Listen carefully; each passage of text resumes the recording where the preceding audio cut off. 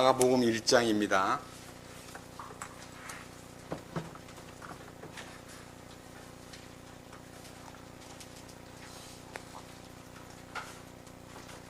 신약성경 51페이지 마가복음 1장 1절입니다.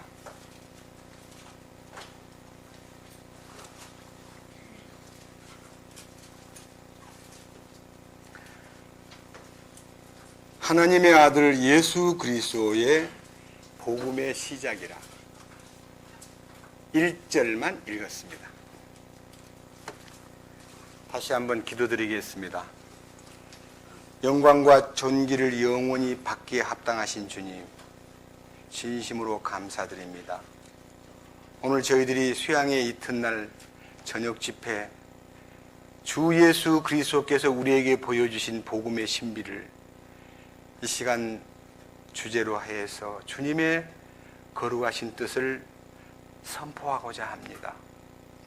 이 말씀을 듣는 사람들 중에 과연 나는 예수 그리스도의 복음 안에 참으로 내 생애를 거기에 다 맡기고 복음 안에서 나타난 하나님의 의를 통해서 우리의 모든 삶이 왕국의 실제 안에서 살아가는 이 놀라운 신비를 저희들이 알도록 이끄시옵소서. 말씀을 선포하는 자의 입술을 주장하시고 말씀을 듣는 각자의 심령 속에 주님의 기름 부으심을 통해서 깨달음을 주시고 주님이 기뻐하는 바를 참으로 발견하여 주님의 부요 안에서 믿음의 신비와 하나님의 성품의 신비와 그리고 놀라운 그리스도의 부활과 승천의 신비를 우리가 깨닫고 함께 그 놀라운 축복 안에 마음껏 헤엄칠 수 있고 그 축복을 누릴 수 있는 우리가 되도록 이끄시옵소서. 우리 주 예수 그리스도의 이름으로 기도드렸습니다. 아멘.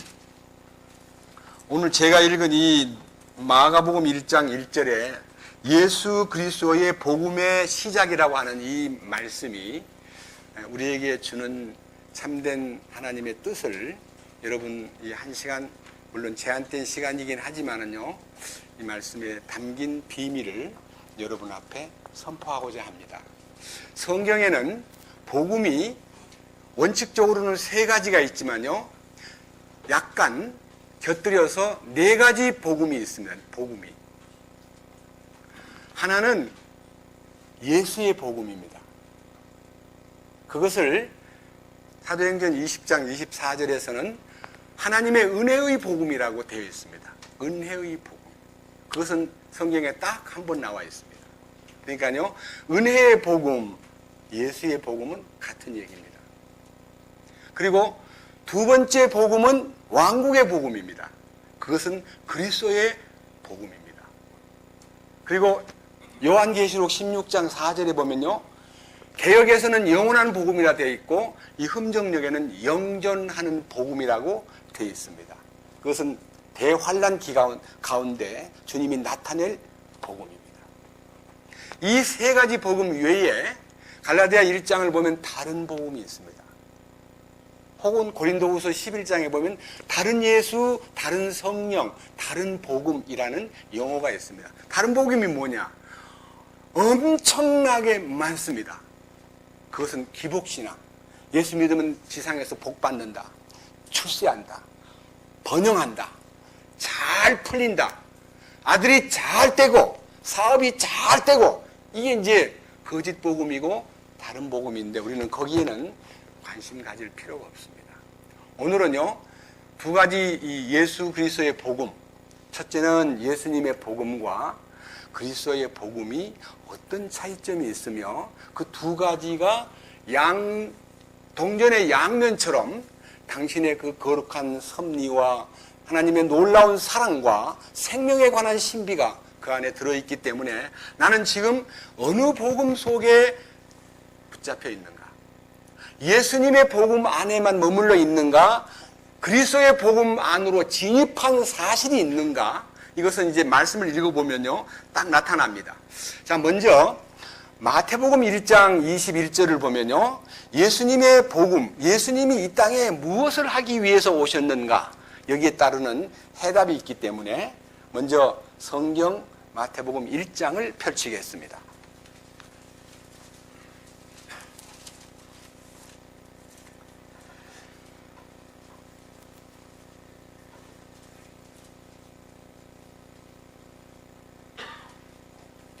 마태복음 1장 21절입니다.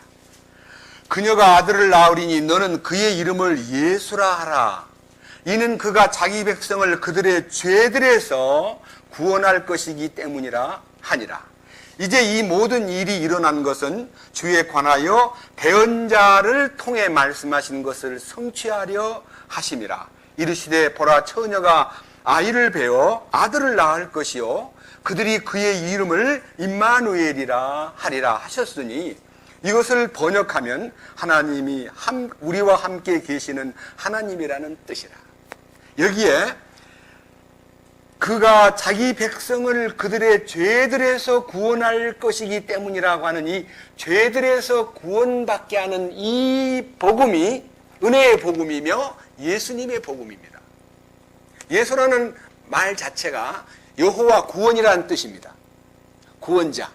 예수님 구원하러 오신 거예요. 그래서 이 구원이 불완전한 구원, 아니면요 구원받고도 주님이 구원해 주신 목적을 이루지 못하고 그냥 허덕거리면서 구원받은 거 하나만 붙잡고 정말 이 세상에 그냥 끌려다니는 그런 구원은 참 부끄러운 구원입니다. 이 구원은 완전한 구원이고 완벽한 구원이고 참으로 하나님이 기뻐하는 구원이기 때문에 여기 이 예수의 복음, 곧 은혜의 복음이 사실은 히브리서 12장 2절에 우리의 믿음의 창시자요 완성자이신 예수님을 바라보자.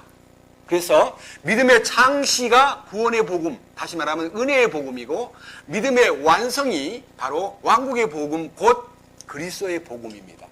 그래서 성경 안에요, 이 특별히 오늘은 힘주어 강조하고 싶은 것이요, 이 은혜의 복음에 대부분 통과된 분들이기 때문에 제가 은혜의 복음에 대한 이 얘기는요 길게 뻗쳐가면서 말씀을 전하지 않고 그리스도의 복음에 비중을 두겠습니다. 특별히요 이 은혜의 복음에 대한 내용 가운데서 우리가 꼭 마음속에서 새기고, 이 은혜의 복음이 바로 우리들의 구원의 핵심이 되신 예수님이 어떤 방법으로 우리를 구원시키느냐에 대한 그 구원의 프로세스, 다시 말하면요 구원의 점진적 과정을 누가복음 1장에서 살펴보겠습니다. 먼저 누가복음 1장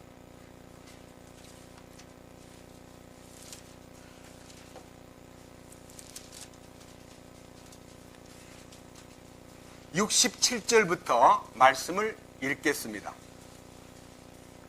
누가복음 1장 67절. 그의 아버지 사가랴가 성령님으로 충만하여 대언하여 이르되 주 이스라엘의 하나님을 찬송하리로다.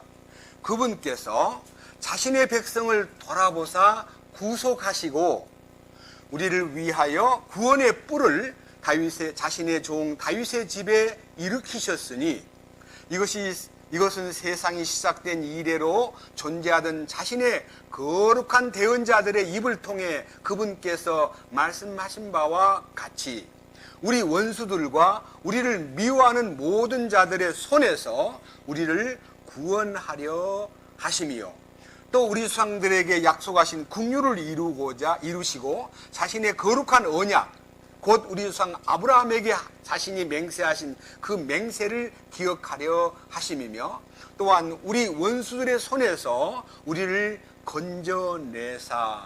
여기까지는요 하나님의 우리를 향하신 부르심이에요.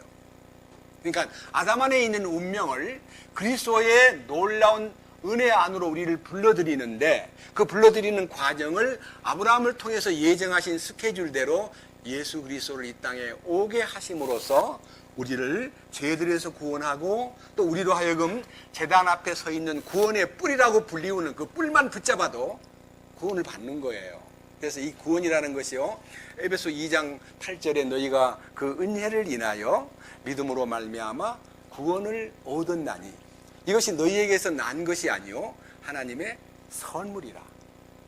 그래서 이게 구원은 선물을 받는 거예요. 거저 주시는 선물이에요.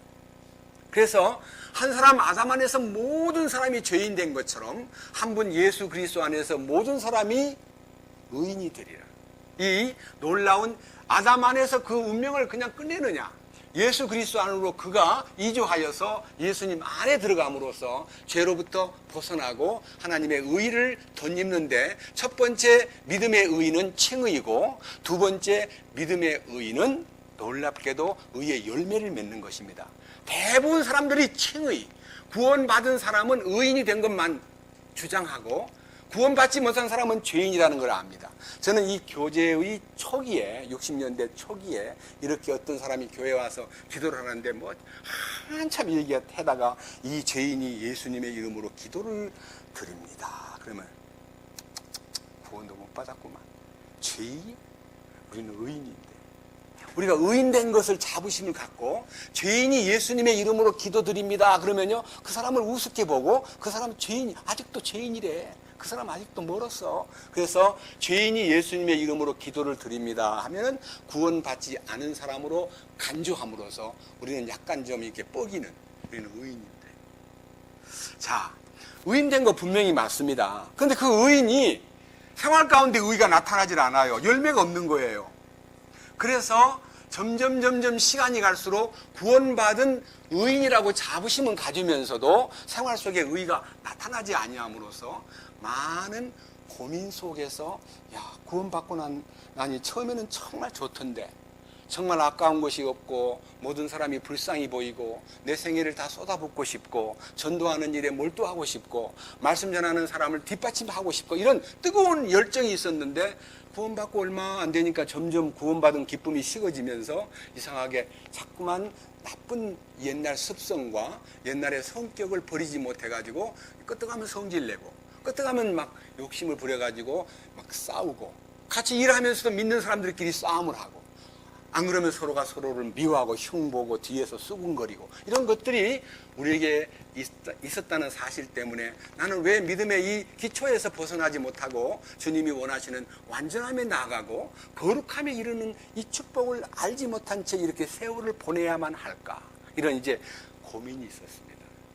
그런데 이 성경에는요, 구원이라는 것은 단순하게 죄사함으로 끝나는 게 아니라 좀 더 전진돼서 주님이 원하는 어떤 궁극적 목표가 있다는 것을 이 사가랴의 예언을 통해서 밝혀주셨는데, 1장 75절입니다. 누가복음 1장 75절.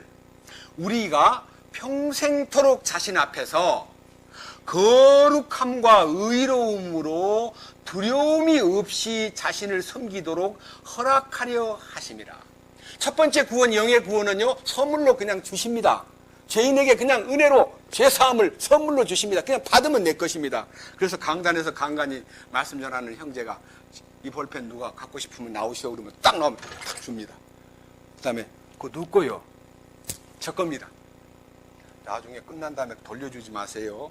이렇게 해놓고 볼펜 하나를 주면 거저받았다고 그냥 가는데, 여러분, 구원은 거저받는 거예요.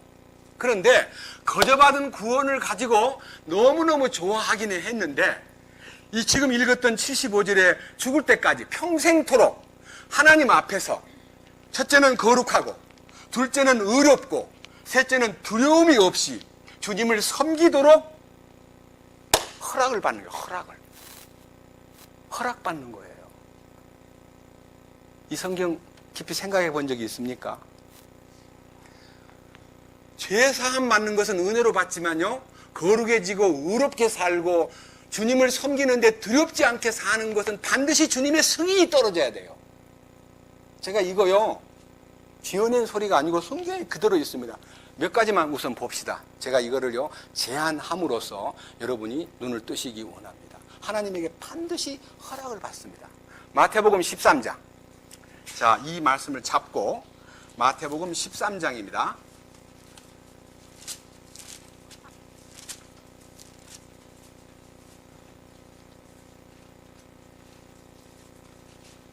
(11절입니다) 그분께서 그들에게 대답하여 이르시되 하늘의 왕국의 신비들을 아는 것이 너희에게는 허락되었으나 그들에게는 허락되지 아니하였기 때문이니라. 이 말이 무슨 말이냐면요, 말씀을 듣기는 들어도 전혀 들리질 않아요.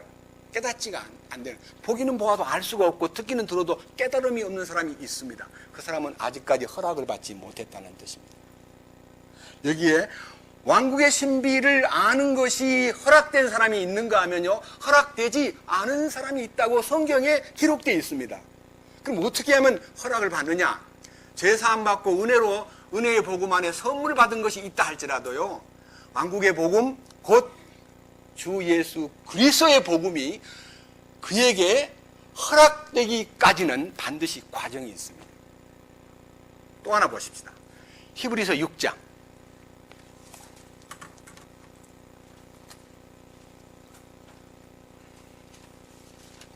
히브리서 6장입니다.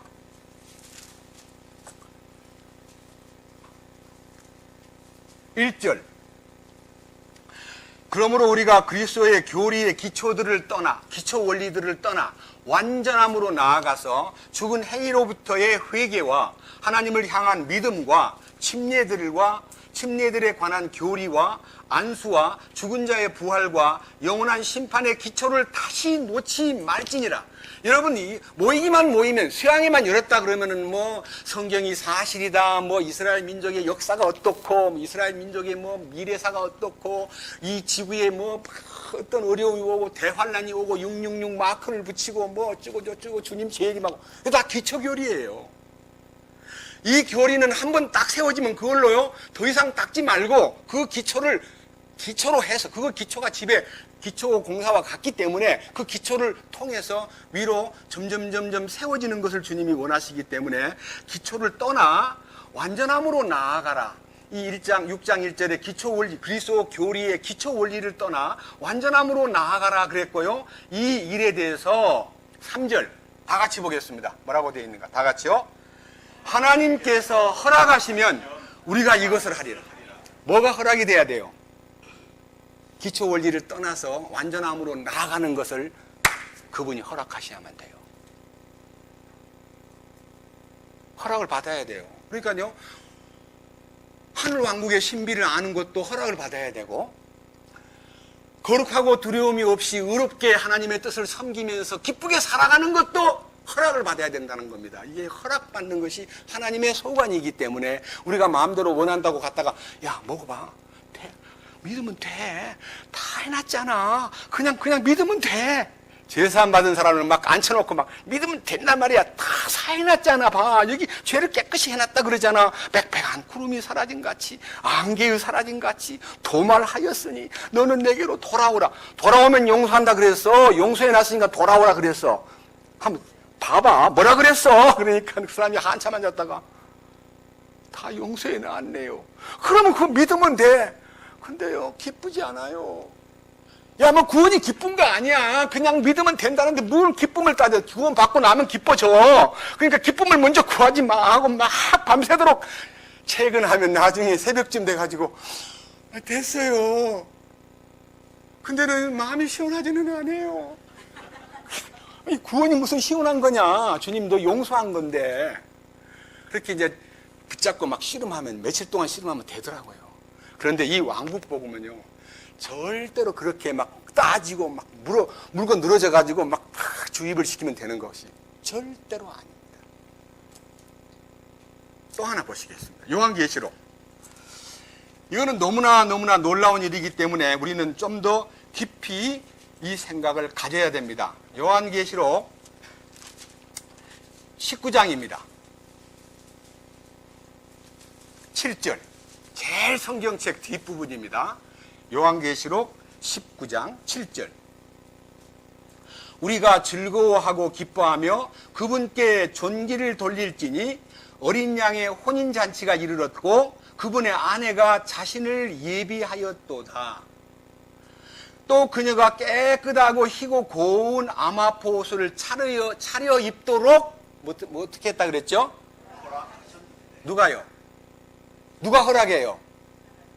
신랑이 허락하는 거예요. 신랑이 승인을 해야 신부가 아마포 옷을 입고 깨끗한 의의 옷을 입을 수가 있는 것이 허락을 받아야 돼요. 아무한테 그 입고 와가지고 막 멋진 척 해도요, 그 허락 안 받은 사람은 들이지를 않아요. 들어오도록 하지를 않는 거예요. 이 분명히 8절에 또 그녀가 깨끗하고 희고 고운 아마포 옷을 차려입도록 허락하셨는데, 그 고운 아마포는 성도들의 의인이라 하더라. 성도들의 의.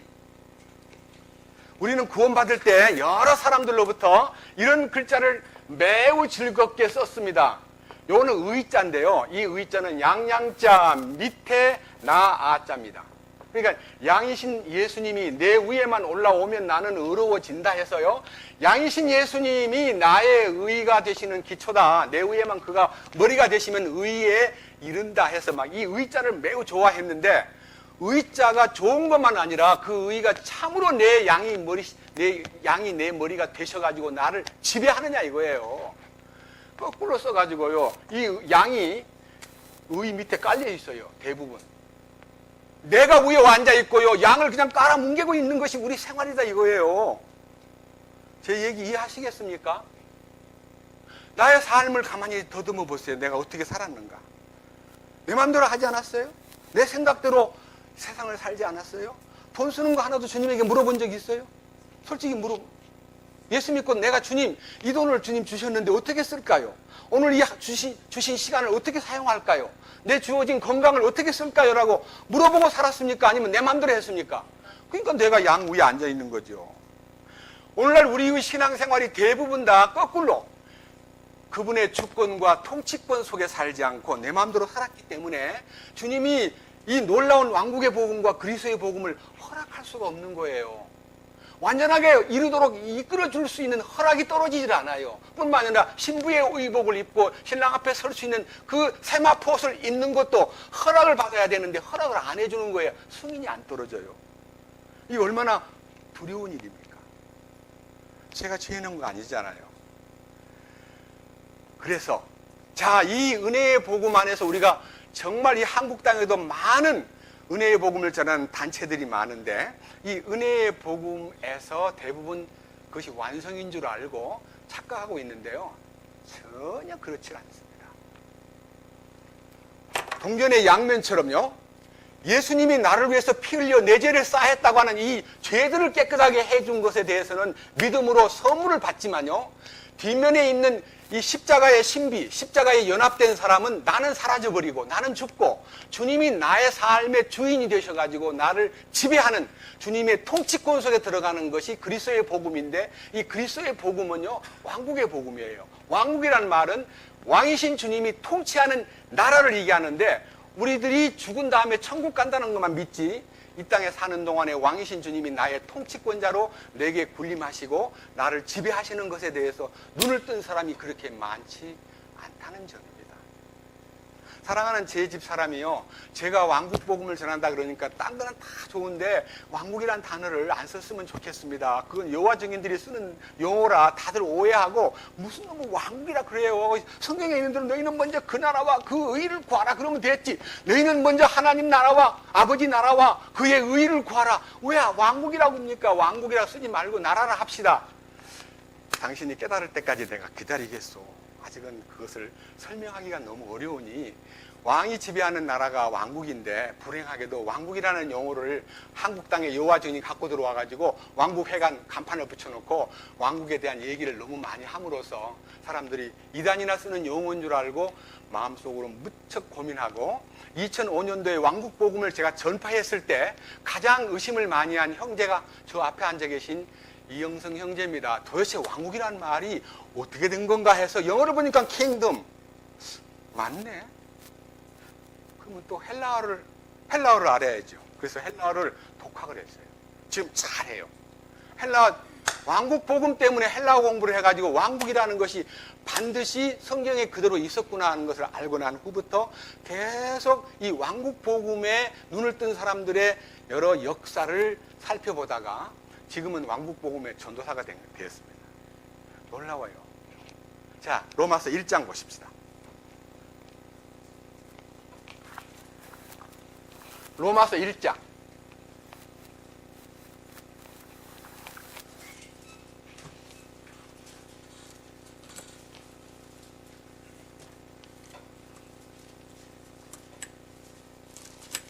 16절입니다. 로마서 1장 16절. 내가 그리스도의 복음을 부끄러워하지 아니하노니 이는 그 복음이 믿는 모든 자를 구원에 이르게 하는 하나님의 권능이기 때문이라. 먼저는 유대인에게요 또한 그리스인에게로다. 복음에는 하나님의 의가 믿음에서 믿음까지 계시되어 있나니 이것은 기록된 바 의인은 믿음으로 살리라 함과 같으니라. 여기에 나타나 있는 16절에 내가 그리스도의 복음을 부끄러워하지 아니하노니 이는 그 복음이 모든 믿는 자를 구원에 이르게 하는 하나님의 권능이기 때문이라 하는요. 이 구원에 이르게 하는, 여기 말하는 이 구원은 죄 사함 받는 구원이 아닙니다. 완전한 구원입니다. 하나님의 권능이 나타나면 완전한 구원이 이루어집니다. 이 완전한 구원이 이루어졌을 때 우리에게 변화가 생기는데 하나님의 완전함 안으로 들어가는 것입니다. 오전 강의에서 뭐라고 그랬습니까?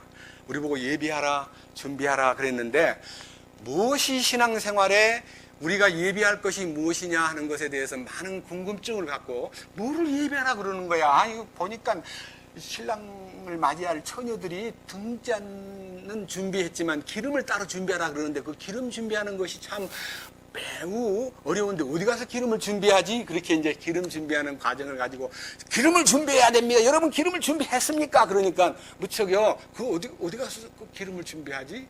이렇게 생각하는데 사실은요, 하나님의 성령이 구원받을 때 선물로 우리 영에게 부어졌습니다. 그리고 이 사람의 영은 여호와의 등불입니다. 사람의 깊은 속을 살피고 있습니다. 영. 사람의 영은 여호와의, 영혼이 아니에요. 영. 사람의 영은 여호와의 등불입니다. 그러면요, 등불은 기름이 있는 동안 빛이 계속 오는데요, 기름이 소모가 되기 때문에 반드시 예비된 그릇에다가 기름을 준비해야 되는데 그 예비된 그릇이 어디냐면 혼입니다. 혼. 근데 혼이 뭐가 꽉 차 있으면 기름을 부어주지 않죠. 이 혼을 비워야 됩니다. 그래서 우리가 인간적인 영어로 마음을 비우시오. 마음을 비우시오. 비우라 그러는데 비워집니까? 여러분, 마음이 비워집니까? 절대로 우리 힘으로 마음을 비울 수가 없습니다. 근데 아까 다니엘 10장에 다니엘이 주님을 만나는 순간에 자기가 딱 비워져 버리는 거예요. 그러니까 주님이 자기의 권능을 나타낼 때 나의 누추함과 초라함과 잘난 척했던 딴 사람하고 힘을 겨루면서 나는 괜찮아, 너보다 똑똑해, 나는 공부도 잘했어, 이런 건방을 떨던 사람이요, 사람 앞에서 건방을 떨던 사람이 주님을 딱 배우는 순간에 내가 녹아버리는 거예요. 기력이 다 빠져나가 버리고 나 자신이 아름다운 것이 변하여 썩은 것으로 내 자신이 딱 드러나고, 그 다음에 내 모든 것이 다 나를 땅바닥에 엎드리게 만들면서 잠들게 만드는 능력이 하나님의 권능의 현현입니다. 권능이 나타나면요, 그게 돼버립니다. 그러니까 자기를 비우는 것은요, 하나님의 권능으로 비우는 거예요. 이사야 6장에 이사야가 거룩하신 만화의 왕이 보좌에 앉아 계시는 그 광경을 보는 순간에 화로다 나여 망하게 되었도다. 내가 이 더러운 입술을 가진 자요, 더러운 말을 꺼내는 백성들 중에 거하면서 만군의 여호와 하나님을 배웠음이로더라고 엎어지니까요, 스랍 천사를 시켜가지고 제단에 있는 숯불을 딱 집게로 찍어서 쭉 날라오더니 이사야의 입술을 이렇게 딱 베주면서 이 숯불이 내 입에 닿았으니 내 죄와 내 불법이 깨끗해졌느니라 하는 말씀을 듣고, 그 순간에 그 놀라운 숯불이 그 입술에 닿는 순간에 이사야가 변화돼 버렸습니다. 그때 들려오는 소리가 누가 우리를 위해서 갈고라고 하는 음성을 듣고, 주여 제가 여기 있나이다, 나를 보내소서라고 사명이 거기서 일어납니다. 사명. 여러분, 우리가요 주님의 거룩을 접촉할 때 그 중간 매체가요 제단 숯불입니다. 제단이, 숯불이 어떻게 생긴 거예요? 제단을 쌓고 거기서 제물을 올려놓고 불 지르면 나중에 뭐가 남아요? 숯불이 남잖아요. 십자가잖아요. 주님 제단에 희생제물로 죽으셨는데 2000년 동안 그 숯불이요 꺼지지 않고 지금도 이걸 타고 있습니다. 그 숯불이 내 입에 딱 닿는 순간에 죄들만 용서되는 게 아니라 죄가 해결되는 거예요. 죄가. 여러분, 죄들을 용서받는 것은 자범죄를 용서받은 거고요, 죄를 용서받는 것은 신학적 용어로는 원죄라 그러지만요, 내 이 근성, 아담 안에 있는 본성이 완전히 해결되는 거예요. 그러니까 대속의 그리스도를 예수님을 통해서 내 죄들이 깨끗해지는 것은 첫 번째 은혜의 선물을 받은 거고, 두 번째 내 속에 들어있는 죄성이 완전히 끝나고 주님의 신성한 성품이 내 안에 들어오는 것이 변화받는 것이요, 거룩해지는 것이요, 하나님이 원하시는 완전한 사람으로 변화되는 것입니다. 베드로후서 1장 보십시다. 베드로후서 1장.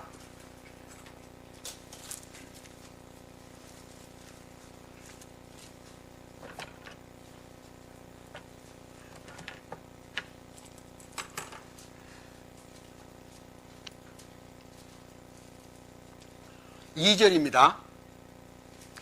하나님과 예수 우리 주를 아는 것을 통해 은혜와 평강이 너희에게 더욱 많이 있기를 원하노라. 예수님을 안다라고 하는 말은 히브리어로 야다라고 합니다. 야다. 여러분, 아담이 이브를 알매 잉태하여 가인과 아벨을 낳고 그랬는데, 이 야다라는 단어는, 알다는 단어는 침상을 같이 하다, 침실에 같이 눕다, 동침하다라는 뜻도 들어 있습니다. 여기서 말하는 안다는 단어는요, 하나 되는 걸 얘기합니다. 하나. 머리로 아는 거, 지식으로 아는 거 말고 동침하는 거예요. 한 몸 되는 거예요. 한 몸.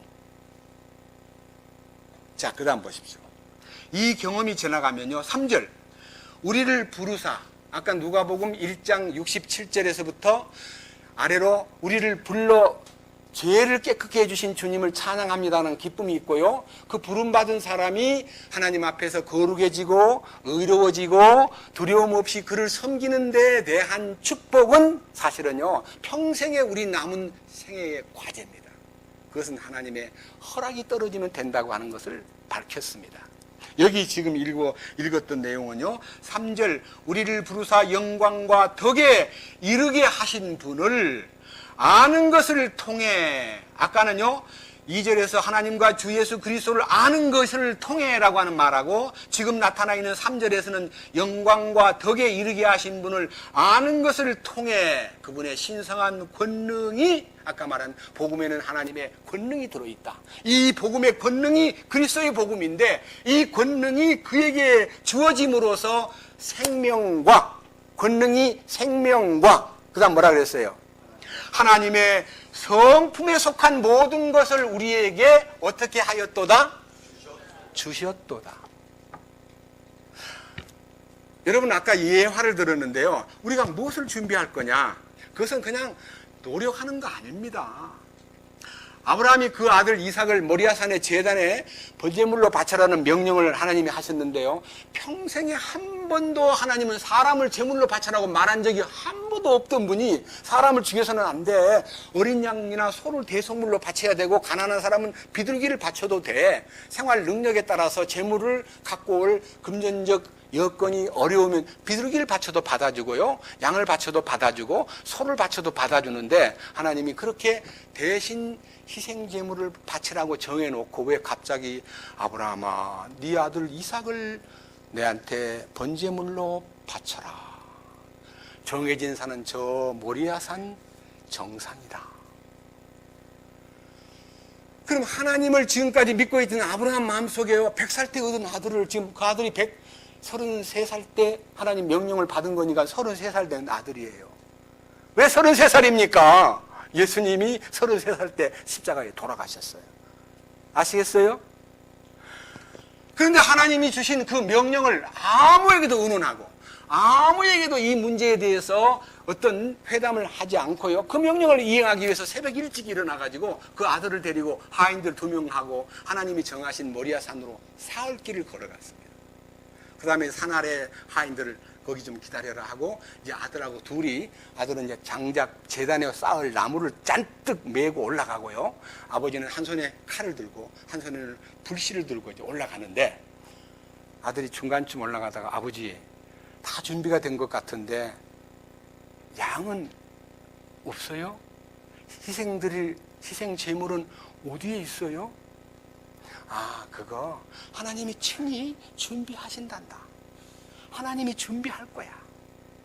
그러니까 이삭은 아무 생각 없이 하나님이 준비한다는구나 하고 그냥 따라 올라갔더니 하나님이 정해놓은 장소에다 딱 제단 나무를 올려놓고 그 다음에 뒤춤에서 좀 밧줄을 딱 풀더니 아들을 묶는 거예요. 근데 그 아들도 또 아무런 저항을 하지 않고 그냥 묶이는 거예요.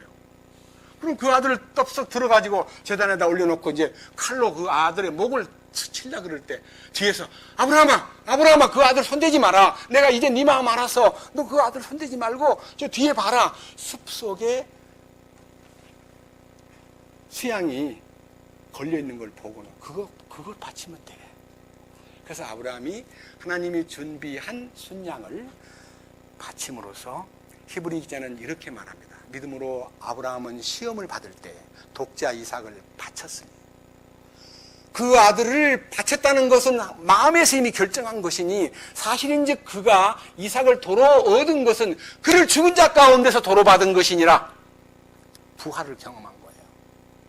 아브라함은 하나님이 준비해 놓은 예수 그리스도의 부활을요 그곳에서 알려주었기 때문에 요한복음 8장 이하에 보면 아브라함은 나의 때 볼 것을 기뻐하고 즐거워하다가 세상을 떠났는다니까 야 당신 뭐 50도 못 먹은 사람이 뭐 아브라함을 보았다 하시오.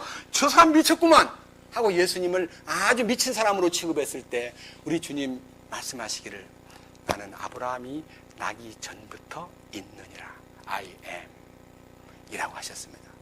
스스로 계시는 분 자존자 이다이신 하나님이심을 알려주셨습니다. 여러분 이 아브라함의 믿음이요 바로 이렇게 연결돼 가지고 우리들에게 생명과 그 하나님의 신성한 권능을 통해서 생명과 하나님의 성품에 속한 모든 것을 그 대표적인 것이 온유와 겸손입니다. 여러분 정말 십자가에 연합되고 주님의 부활 생명에 눈을 뜨면요 나의 교만과 나의 모든 악돌이 성품이 사라지면서 주님의 겸손과 온유가 허락이 됩니다. 그러면 그 이외에도요 많은 축복이요 5절 이하의 믿음의 덕의 지식의 절제의 인내의 경건의 친절의 형제의 우애를 그 다음에 참된 사랑을 더해 준다고 하는 이 모든 8가지의 신성한 생명의 성품이요 우리 삶 속에 나타나는 것입니다. 그 다음 4절 그것들로 말미암아 그것이 누구냐면요 신성한 권능이 생명과 하나님의 성품에 속한 모든 것을 우리에게 주셨도다라고 하신 절대적인 하나님의 축복이 기초가 되어 그것들로 말미암아 지극히 크고 보배로운 약속들이 우리에게 주어졌나니 이것은 너희가 이 약속들을 힘입어 이 약속들 하나님의 신성한 생명과 권능이 나타남으로써 이 약속들을 힘입어 뭐라 그랬어요? 정욕으로 인해서 세상에 있게 될 썩을 것을 피하여 그렇기 때문에요 세상에서 죄 안 짓는 사람으로 변화된 내가 아니라요 주님이 안에 오셔가지고 야 그 정욕적인 거 그 육체의 정욕 안목의 정욕 인생의 자랑거리 보기에 아름답고 먹기에도 참 탐나고 참 탐스럽고 남들한테 보여주고 싶은 그런 것들에 대해서 관심이 처음에는 피하여 가게 됩니다. 나는 이제 싫어. 나는 밥맛 없어. 나는 이제 입맛이 떨어졌어. 내 안에 하나님의 신성한 성품이 나타남으로써요 이 돌같이 단단한 마음이 녹아가지고 부드러운 살 같은 마음이 되면서 하나님의 율법에 대해서 하나님의 신성한 가르침에 대해서 마음이 다 쏠리면서 그런 세상의 정욕으로 인해 썩어질 것을 피하여 가는 사람으로 변화가 되는 거예요. 여기 있잖아요 여기. 예? 이 약속들을 힘입어 정욕으로 인하여 세상에 있게 된 썩을 것을 피하여 어디로 들어갑니까? 하나님의 신성, 곧 하나님의 본성에 어떻게 돼요? 참여, 코이노니아. 참여가 뭐예요? 하나님과 함께 동행하는 거예요. 여러분 우리가 지금 휴거에 대한 얘기를 오늘 낮에 했는데요. 여러분 휴거의 참된 순서는요 창세기에 예정되어 있고 다 나타나 있습니다. 에녹은요 노아 홍수 직전에 하나님과 300년을 동행하다가 들려 올라가 버려서 깜짝같이 사라져 버렸어요. 그러고는 노아 홍수는 환란 속에서 노아의 식구만 구원을 받습니다. 환란 속에서 구원받는 역사가 있는 거예요. 이스라엘 민족이 바벨론의 포로가 돼가지고 엄청나게 이겨지고 조롱당하고 밟히고 죽임을 당했지만요, 그 바벨론의 포로돼 갔던 느헤미야 혹은 예레미야 혹은 다니엘, 사드락과 메삭과 아벳느고, 그 속에서 주님 보존하십니다.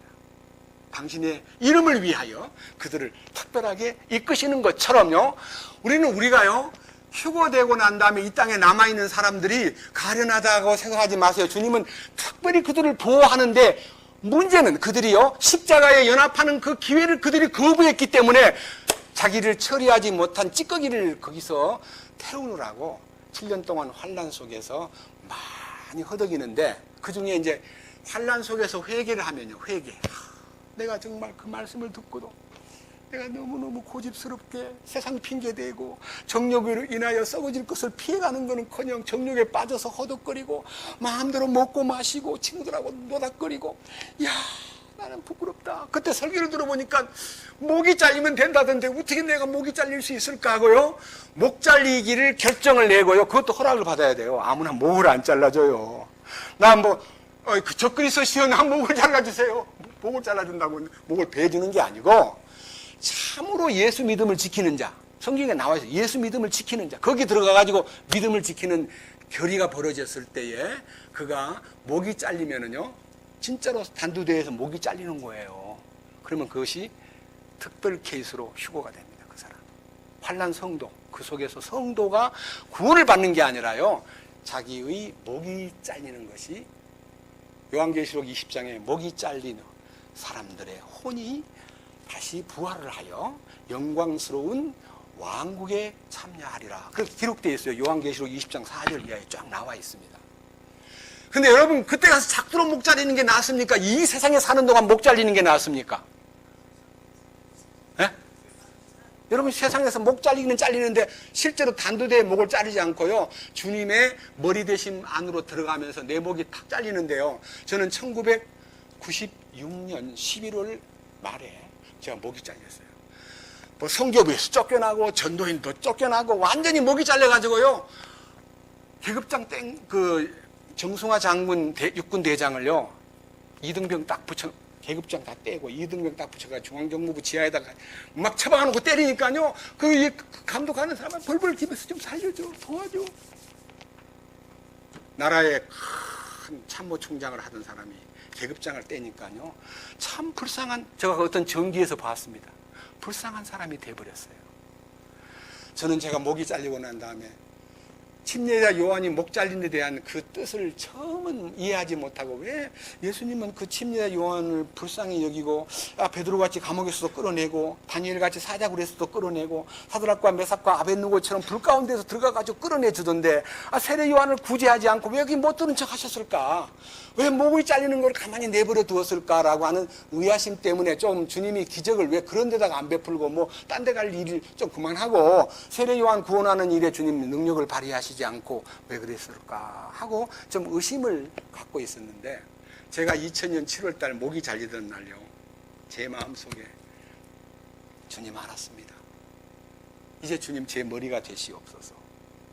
저는 제 머리가 사라진 것을 감사합니다. 주님, 나의 머리로서 나를 지배하시고 통제하시고 다스려 주시옵소서. 저는 지금 주님의 놀라운 손길로, 하나님의 신성한 능력으로 저는 이미 제 목이 떨어져 나간 사람입니다. 서원하미는 죽었습니다. 그리고 주님이 제 안에서 사시면서 제 머리로서 존경받고 주장하고 권위를 세우고 그 머리 대신 주님 안에 있기 때문에 제가 집사람한테도 불림하지 않습니다. 옛날에는 남자라는 이유 때문에요, 강하게 누르려고 노력을 많이 했습니다.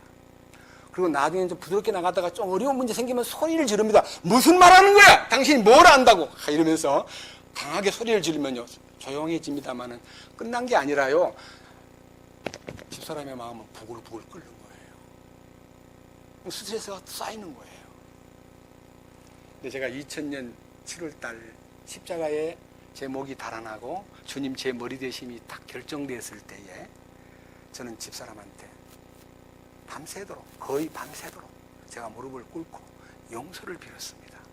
여보, 내가 나쁜 왕이었어. 난 당신의 남편으로서 머리 된 것을 주장했지만 주님이 머리 되심을 딱 알고 나니까 내가 너무 나쁜 사람이었어. 나 용서해줘. 용서를 빌었습니다. 근데 그분이 용서를 받아들이는 게 아니라요, 갑자기 어안이 벙벙해가지고요, 어떻게 이렇게 돼버렸을까? 그렇게 집에 와가지고 애들 삼형제인데요, 애들한테 앉혀놓고 이러더라고요. 니네 아빠가 젊을 때 패기 있고 참 씩씩했는데 지금 저렇게 이제 아무것도 안 되니까 그냥 풀이 죽어가지고 자기가 죽었다 그러고 너무 불쌍하다. 니네 아빠가 참 옛날이 좋았는데 지금 불쌍하기 짝이 없다. 그런 얘기를 제가 멀리서 들었거든요. 자기들끼리 하는 얘기인데 저는 그때요, 화가 나는 게 아니라 참 잘 봤다. 불쌍하게 보일 거다. 그렇지만 나의 머리 되신 주님께서 나를 일으켜 세우셔가지고 새 힘을 주시고 역사하실 준비가 분명히 있을 거다. 그렇게 생각하면서 기다렸는데 4년을 기다렸더니 4년 후에 집사람도 해결이 되었습니다. 4년 만에, 4일 만에 아닙니다. 넉 달 만에 아니에요. 4년이 지난 후에 해결이 되었습니다. 여러분 모두가 다 그런 공식이 있다는 말은 아닙니다. 저는요, 이 놀라운 신성한 생명이 나타나는 것이 그리스도인이 하나님을 향하신 목적인데 이 신성한 목적이 이루어지지 아니한 채 사는 사람은 지금 은혜의 복음 안에서 허덕거리며 살 뿐이고 그리스도의 복음과 하나님의 왕국의 복음 안에 발을 딛지 못한 불쌍한 사람이라는 것을 알아야 됩니다. 자기를 발견해야만 됩니다. 여러분, 은혜의 복음에서 왕국의 복음으로 가는 필수 코스가 있는데요, 그 코스를 여러분 앞에 강하게 설명하고 싶습니다. 부담을 느낍니다. 마태복음 9장입니다.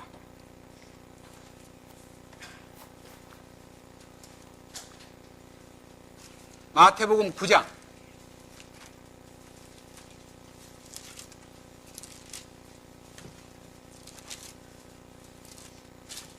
35절입니다. 마태복음 9장 35절.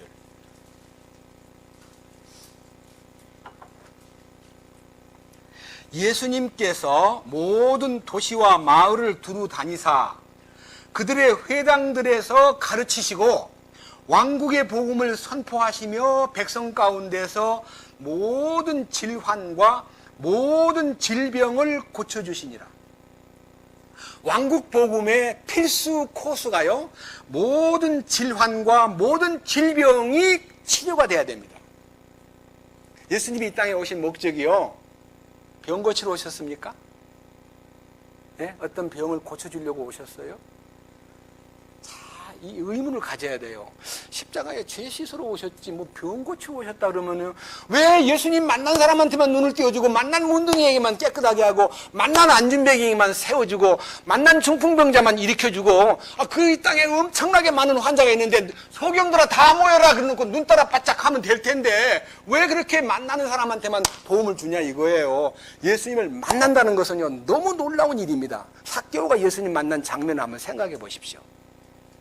예수님이 여리고에 오신다는 소식을 듣고 길가에 나가보니까 막 군중들이 길거리에 막 서 있는데 뚫고 들어갈 틈이 없는 거예요. 삭개오는 키가 작았어요. 그리고 사실은 세무서장이기 때문에 체면이 있어가지고 사람들에게 알려진 세무서장이 어떻게 나무 위로 올라갑니까?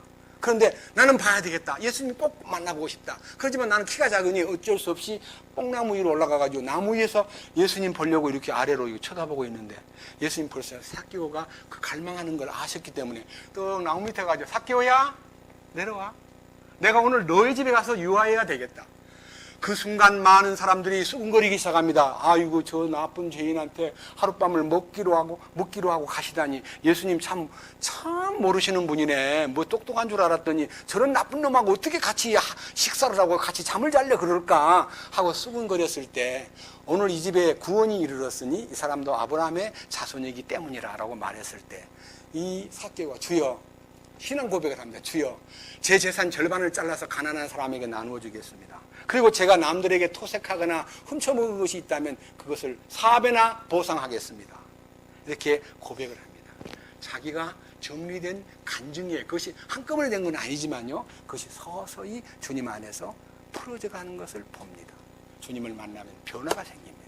지금 우리가 성경을 놓고 이렇게 외쳐도요, 별로 반응이 없는데, 저 아랍이나 이스라엘 사람들은 주님의 형상을 꿈꾸고, 주님 못자국을 잠깐만 만지고, 피를 잠깐만 보고도 그를 왕으로 섬기고, 그를 신앙 고백을 통해서 생명을 걸고 믿어가는, 낮에 우리가 보았던 작은 브레드 TV에 나타난 유대인과 아랍 사람의 구원받는 장면을 목격했습니다.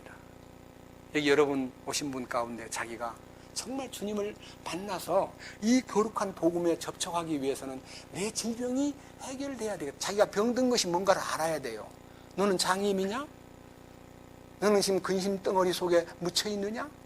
너는 지금 네 속에 미친 짓을 하고 있지는 않느냐? 너는 지금 잘못된 어떤 환경에 허덕이고 있지는 않느냐? 여러 가지 질환이 있는데요. 왕국 복음에 진입하려면 이 질환을 해결해야 됩니다. 마태복음 4장입니다. 마태복음 4장 23절입니다. 예수님께서 온 갈릴리에 두루 다니사 그들의 회당들에서 가르치시고 왕국의 복음을 선포하시며 백성 가운데서 온갖 종류의 질환과 온갖 종류의 질병을 고치시니, 여기에요, 왕국 복음의 필수 과정이 뭐냐면요, 이 왕국 복음을 그 속에다 넣어주려 그러니까 그 사람 속에 있는 질병과 그 사람 속에 들어있는 나쁜 종류의 질환을 깨끗하게 치료를 해야만 이 복음이 들어가기 때문에요, 주님이 치료자로 나타났습니다. 여러분, 제사함은 십자가에 피로 씻는 거지만요, 우리 속에 들어있는 아담의 근성과 나쁜 성격을 씻는 것은 예수님의 능력이 나타나서 치료가 돼야 돼요. 그분이 치료해 주셔야 돼요. 어떻게? 자, 보세요. 치료하는 거 몇 가지인가 봅시다. 24절. 그분의 명성이 온 시리아에 두루 퍼지니라. 그들이 모든 병든 사람 곧 첫째, 갖가지 질병과 고통에 사로잡혀 앓는 자. 제일 첫 번째는요, 질병은 질병인데 고통에 사로잡혀 앓는 자. 여러분, 혹시 지금 생활의 고통, 병의 고통, 인간관계에서 아니면 여러 가지 처세 속에서 직장 때문에 고통하면서 끙끙 앓는 분 안 계십니까? 아, 나는 그런 고통 없어요 하는 사람 있으면 손 한번 들어봐 주세요. 나는 그런 고통 없어요. 고통에 사로잡혀 앓고 있는 사람, 내심 속에서 깊이 고민하고 있는 사람. 두 번째, 자, 뭐라 그랬습니까? 갖가지 질병과 고통에 사로잡혀 앓는 자. 두 번째는요, 마귀 들린 자. 마귀 들린 자. 세 번째, 뭐라 그랬어요? 미친 뭐예요? 증세가 있는 자. 마지막 뭐라 그랬습니까? 마비병 환자. 왜 하필 또 네 가지인지 모르겠어요. 마비병 환자.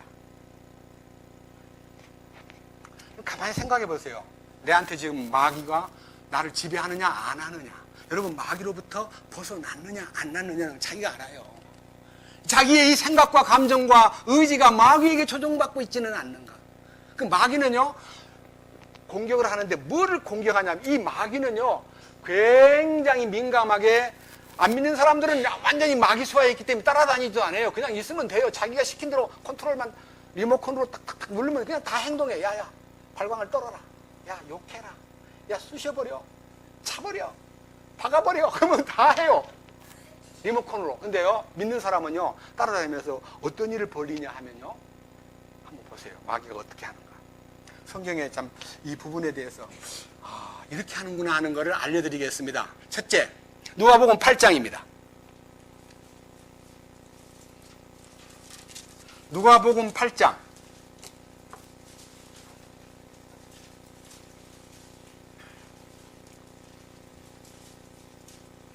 11절. 이제 그 비유는 이러하니라. 씨는 하나님의 말씀이요, 길가에 있는 것들은 말씀을 듣지만 그때 누가 와요? 아니, 책 안 봐요? 다 얘기하세요. 그때 누가 왔어요? 뭐하러 왔어요? 그들의 마음에서 말씀을 빼앗아감으로 믿지 못하고 구원받지 못하게 만드는 역사를 마귀가 하더라 이거예요. 지금 이 자리에 나와서 상당히 긴 시간 동안 말씀을 듣긴 들었는데 자꾸 마귀가 와가지고 말씀을 싹 뺏어가 버립니다. 마귀는요, 말씀을 뺏는 작업에 아주 능합니다. 그래서 온갖 잡념과 공상과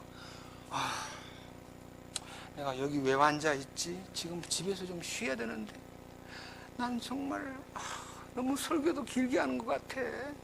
짜증스러워. 먹는 것도 참 귀찮아. 이거 와보니까 너무 추워. 별의별 생각을 다 해가지고요, 말씀을 빼앗아가 버리는 거예요. 그러면 어떻게 해요? 구원 못 받게 하는. 무슨 구원입니까? 죄사함 받는 구원 아니잖아요. 이 구원은요, 10절에 있는, 다 보세요. 10절, 8장 10절. 이 말은, 이 비유가 무슨 뜻입니까? 물으니까 주님께서 대답하시기를, 하나님의 왕국의 신비를 아는 것이 너희에게는 허락이 되었으나 다른 사람에게는 비유로 하나니 이것은 그들로 보아도 보지 못하고 들어도 깨닫지 못하게 하려 함이니라. 주님은요, 깨닫지 못하게 제한하셔요. 왜? 마귀에게 사로잡힌 자는 절대로 복음을 깨닫게 해주지 않아요. 그 다음 세 번째 뭐예요? 미친놈 그러지 않고요, 미친 증세가 있는 사람이에요. 그럼 미친 증세가 뭐예요? 간간히 정상인같이 보이는데 갑자기 나타나. 그게 뭐예요? 돈에 미치고 여자에 미치고 별 군데, 컴퓨터에도 미친 사람이 있어요. 스마트폰에 미친 애들도 있어요. 미친 증세가 있는 사람이에요. 이 미친 증세가 있는 사람. 그 다음 마지막 뭐예요? 마비가 왔어요. 마음은 하고 싶은데 못 가. 마음은 간절한데 나갈 수가 없어요. 마비가 되노니까. 이렇게 고통에 사로잡힌 자, 마귀에게 붙잡힌 자, 미친 증세가 있는 자, 마비병 환자를, 자, 밑에 보십시오. 마태복음 아까 봤던 4장 24절입니다. 그분의 명성이 온 시리아에 두루 퍼지니라. 그들이 모든 병든 사람 곧 갖가지 질병과 고통에 사로잡혀 앓는 자, 마귀 들린 자, 미친 증세가 있는 자, 마비병 환자들을 그분께 데려오니 그분께서 그들을 고치시매. 그분이 고쳐주셔야 돼요. 예? 근데 여기요, 데리고 온 것밖에는 없는데 막 그 사람들이 막 주여 믿사옵니다, 낫게 해주소서, 좀 안수 좀 해주세요, 이렇게 막 기도하고 그런 것이 없이요, 그냥 데리고 오니까 고쳐주었어요. 여기도요, 자기 발로 오지 않고 데리고 옴을 당한 사람이 요 병명 4개 항목 중에 내가 무슨 병이 심한, 요 4개가 다 사실 다 있어요. 종합이에요, 종합. 그래서 고통과 마비병과 미친 증세와 마귀 들리는 병이 종합 세트로 들어있는 거예요, 사실은. 근데 고쳐주셔요. 고쳐주시면 어떤 일이 벌어지느냐. 25절. 갈릴리와 데가볼리와 예루살렘과 유대와 요르단 건너편에서 온 사람들이, 큰 무리들이 그분을 따르더라. 그러니까요, 큰 무리가 돼가지고요, 이제 딴 데 안 가고 이제 치료를 받고 나니까 주님만 바라보게 되는 거예요. 주님만 따라다녀요. 여기에서 왕국의 헌법이 선포되었습니다. 보세요. 큰 무리가 치료를 받고 예수님을 따르는데 5장 1절에 뭐라 되어 있어요? 예수님께서 그들을 보셨어요. 그분께서 그 무리를 보시고, 그 무리들을 보시고 산에 올라가 앉으시니 그들의 제자들이 나아온지라 예수님이 입을 열어 그들을 가르쳐 말씀하시기를, 영이 가난한 자들은 복이 있나니 하늘의 왕국이 그들의 것이기 때문이라. 하늘의 왕국을 소유하려면 이 병이 치료가 된 사람의 치료의 경험이 있고, 그 다음에 주님의 말씀을 듣기 위하여 갈망을 갖고 그를 따르는데, 첫 번째가 영이 가난한 자가 되는 거예요. 우리는 그동안 영이 참 부자였습니다. 제가 내일은요, 영이 부자가 어떤 사람인가 하는 것을 말씀을 드리겠습니다. 영이 가난한 사람에게 주님이 하늘의 왕국을 허락합니다. 하늘의 왕국이 통치권이 임한다는 것은요, 가난한 자에게 임하는 겁니다. 그러니까 영이 가난하다는 말은요, 굉장히 큰 의미가 있는데, 이 의미를 짚고 넘어가기 위해서 제가 이 세 가지를 근본적인 문제이기 때문에 방금 얘기했던 고통에서 해방되고, 마귀에게서 해방되고, 그리고 마비병에서 해방되고, 그리고 마지막에 자기가 미친 증세에서 건강한 정상적인 사람이 될 때에 예수님의 말씀을 듣는 힘이 생기면서, 영의 가난이라는 것은요, 하나님께 대하여입니다. 하나님께 대하여. 이 영의 가난은 하나님을 향해서 가난한 사람이 되는 거예요. 하나님, 배고파요. 먹고 싶어요. 더 들려주세요. 하나님, 또 주세요. 아유, 제가 헐떡입니다. 새벽에도 먹고 싶어요. 주님 앞에 갈망이 간절한 사람에게 하늘의 왕국, 다시 말하면요, 하나님의 통치권이 그에게 나타난다는 거예요. 하나님의 통치권. 그런데 이 통치가 딱 시작될 때 나의 혼이, 마음속에서 애통이 시작됩니다. 주님, 내가 정말 지금까지 이 못된 혼이 왕노릇하면서 당신을 얼마나 거역하고 반항하고 말씀을 멀리하고 제 마음대로 산 제 혼이 너무나 가련합니다. 이 불쌍한 혼을 치료해 주시옵소서. 이 혼이 완전하신 주님의 거룩을 덧입도록 도와주시옵소서 하고요, 혼의 애통이 시작되는데, 이 애통이 시작될 때에 성령의 역사인 파라크레토스의 역사, 위로의 역사, 위로자, 위로.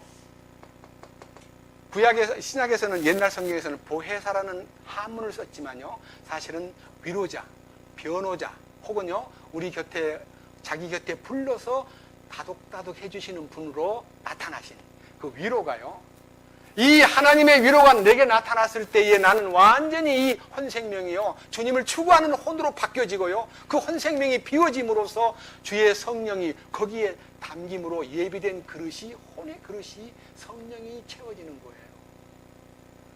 혼이 성령에 적셔지고 채워지면 신랑을 맞이할 준비를 갖춘 사람이 되는 거예요.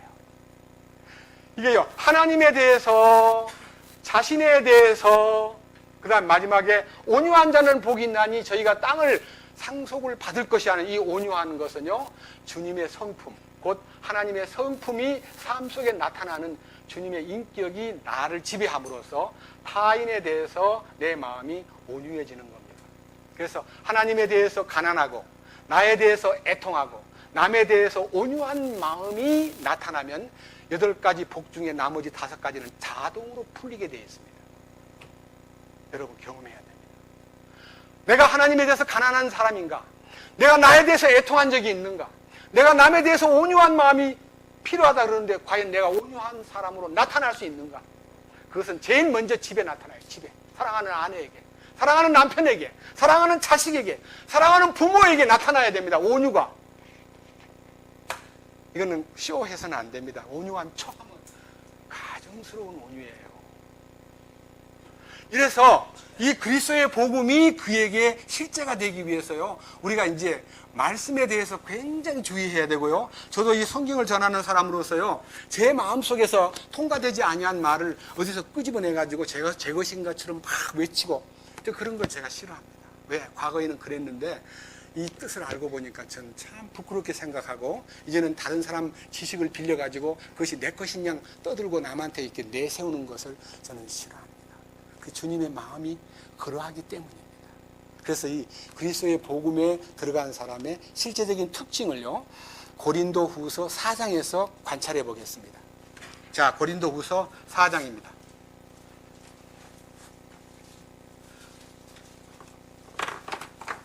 고린도후서 4장입니다. 신약 성경 고린도후서 4장은 270페이지입니다. 자, 이 제목이 뭐라고 되어 있습니까? 그리스도의 복음이 빛난다, 그런 뜻입니다. 그리스도의 복음이 반짝반짝 빛난다, 그런 뜻인데, 이 말씀 속에 담겨있는 뜻이요, 너무 우리 마음을, 주님 정말 멋집니다. 주님 참으로 그리스도의 복음은 위대합니다. 이 왕국의 복음이 제 안에 왔다니 주님 참으로 감사합니다 하는데, 어떤 변화가 일어나느냐 하면요, 첫째, 1절, 그러므로 우리가 긍휼을 받아 이 사역을 맡았은즉 낙심하지 아니하며 오히려 감추어둔 정직하지 못한 일들을 버리고, 여기에서요 우리 주님의 긍휼을 입고요 이 사역을 딱 하기 시작하면, 이 복음을 위해서 일을 나서면요 마음속에서 어떤 장애도요 마음의 낙심거리가 딱 없어져 버리면서, 첫째 2절에 있는 대로 감추어둔 정직하지 못한 일들을 버리고라는 말은요, 나만 알고 있는 나쁜 습성, 과거, 취미, 그리고 여러 가지 내 아내마저도 모르는요 어떤 나쁜 기질들을요 버리는 것이 그리스도의 복음이 나타나면서 시작됩니다. 그래서 우리 주변에 많은 사람이 고백한 사람 얘기 들었습니다. 제가요 간간히 솔직히 구원받고도 지금 20년이 넘었는데 한 잔씩 오후에 근무를 끝내고 가서 친구들하고 한 잔 마시면 속이 시원하고 좋았는데, 이상하게 어느 날 주님께서 니만 알고 있는 거지만 그거 끊어라, 그렇게 명령이 들려와가지고, 형제님 제가 어제부로 술을 다 끊었습니다. 너무 시원합니다. 자기만이 아는 나쁜 취미와 습성과 관계를요 정리해야 돼요. 그게요 그리스도의 복음이 빛을 비춤으로, 그리스도의 복음이 왕국의 통치권이 나타남으로 일어나는 변화의 가장 기본적인 얘기입니다. 자, 첫째, 오히려 감추어둔 정직하지 못한 일들을 버리고, 첫째. 두 번째요, 간교하게 걷지 아니하며. 이 걷는다는 말은요 생활하는 걸 얘기합니다. 간교한 게 뭐예요? 이중인격이에요. 여우 같은 성격이에요. 겉다르고 속다른 모습이 간교한 거예요. 예? 이 간교함을 거절하는 거예요. 여러분, 세상에 나가 출세하려면 간교해져야 돼요. 소위 말하는 알랑알랑 대고요 잘 보이려고 노력하는 게 간교한 거거든요. 우리는 자기가 남한테 잘 보여야 고과점도 받고 출세도 빨리 하기 때문에 간교한 성격이 우리 모두에게 공통적으로 있습니다. 그 다음 뭐라 했어요? 세 번째, 간교하게 걷지 아니하며, 그 다음 하나님의 말씀을 속임수로 다루지 아니하고. 저는요 애통한 게 제가 지금까지 이 문제는 남아 있습니다. 뭘까요? 사업을 정당화시키려고요 사도 바울이 사업하면서 복음을 전하지 않았느냐? 사도행전에 보니까 나는 아무의 은이나 금을 탐하지 아니하였고 너희 아는 바와 같이 나와 내 동행들의 쓰는 것을 사하기 위하여 밤낮으로 수고하고 일을 했다. 내가 양을 기르는데 양에 대해서 젖을 먹고 포도를 심고 포도를 따먹고, 그리고 농사꾼 짓고 농사에 대한 결과를 먹지 않겠느냐? 복음을 전하는 사람은 복음으로 말미암아 산다고 했는데 나는 이 복음의 권리를, 이 복음 전하는 전도자의 권리를 쓰지 아니하고 모든 것을 포기했다는 얘기를 했는데, 우리는요 사람들의 노동력을 착취하고요 임금을 착취하고, 그 다음에 퇴직금을 안 주고 살살 뒤에서 서류 꾸며가지고 퇴직금 따로 돌리는 이런 짓들을 한 단체, 구원받았다는 사람들의 단체에서 벌어진 비참한 얘기입니다. 저는 폭로하려고 말하는 게 아니라 너무너무 부끄러운 거예요. 솔직히 저도 오랫도록 회사 생활했는데 퇴직금 못 받았습니다. 아니 월급도 제대로 못 받았습니다. 그러나 그 원망하지 않습니다. 다만 말씀을 빙자해가지고 성도 섬긴다는 명목으로 회사를 만들어 놓고 성도를 착취하고 노동력을 착취하고 성도들의 임금을 착취하고 월급도 제일 적게 주고, 아니 많이도 안 주고 1년에 한두 번 주고, 이 말이나 됩니까? 말씀을 속임수로 다루는 일에 앞장섰던 저가요 너무 부끄러워요. 초기 회사에 출발할 때 중직을 맡아가지고 나름대로 충성한다고 막 뛰었는데 성도 섬긴다는 명목으로 헌금도 막 수십억을 거뒀습니다. 83년도에 이스라엘 갔다 온 이후에 세계를 다니면서요 성도 섬긴다는 명목으로 돈을 많이 모금했습니다. 그런데 그 모금한 것이 성도를 섬기기 위한 모금이 아니고 성도를 섬기는 것이 아니라 어떤 특정한 분을 섬기기 위한 자금으로 쏠려가는 것이 나중에 다 드러났을 때 말씀을 속임수로 다룬 데 대한 죄에 너무너무 아팠기 때문에 저는 제 일성으로 이 왕국 복음에 들어와서 그리스도의 놀라운 복음에 눈을 뜬 다음부터 제 집사람에게 제가 제일 먼저 한 얘기는, 나는 이제 설교할 자격이 없는 사람이 이미 드러났어. 나 설교 이제는 안 할 거예요. 그래서 입을 다물고요 4년 동안 침묵을 했었습니다. 근데 주님이 시간이 되니까 쓰셔서 제가 지금 겨우 나서서 복음을 전하지 않으면 화가 있기 때문에 전하는 거지, 제가 여러분 풀어먹으려고, 군림하려고, 뭘 안다고 사람들한테 자랑하려고 나선 것이 결코 아닙니다. 밑에 보십시오.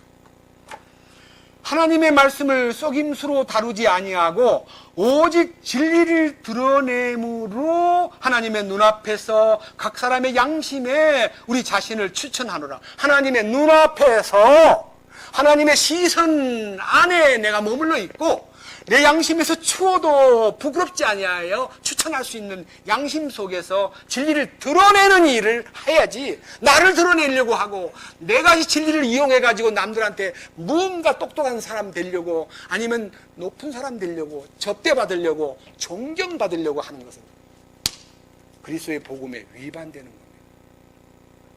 저는 제가 개인적으로 여러 가지 유혹도 받았습니다. 좋은 데서 목회할 수 있는 길도 받았고, 목사 한 수 준다는 여러 곳에 저한테 초청이 왔지만요, 주님이 저에게 주신 대답이 이러했습니다. 거저받았으니 거저줘라.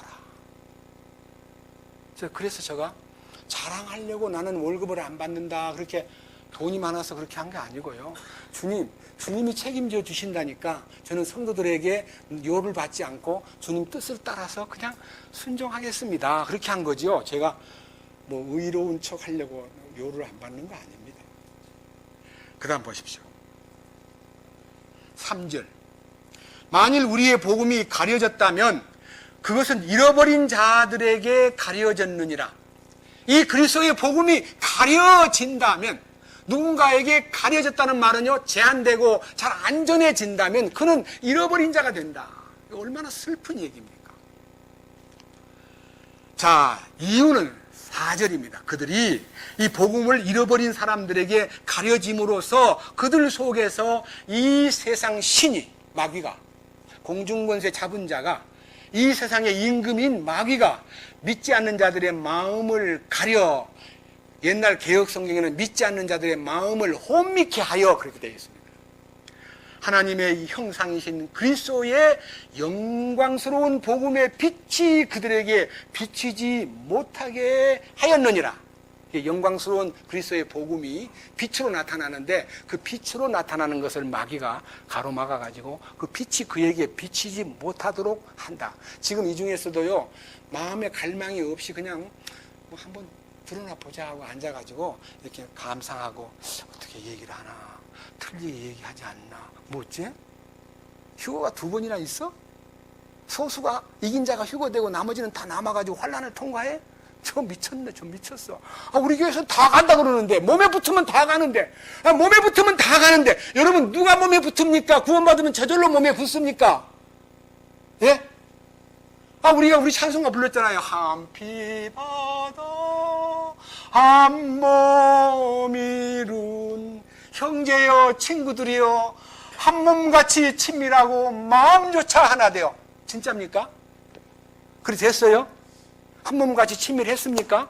신앙생활 한번 얘기해 보세요. 한 몸같이 친밀하고 마음조차 하나 됐습니까? 한 몸이 되기 위한 필수적 주님의 명령, 주님이 정한 공식이 있으면 이 공식을 통과하지 않으면 구원받아도 한 몸 안에 못 들어옵니다.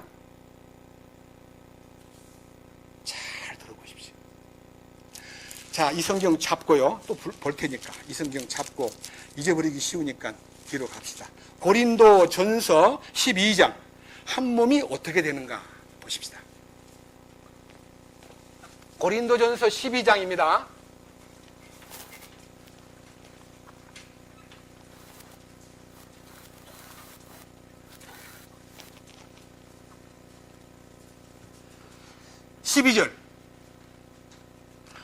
몸이 하나이며 많은 지체를 가지고 있고 그 한 몸이 모든 지체가 많아도 한 몸인과 같이 그리스도도 그러하니라.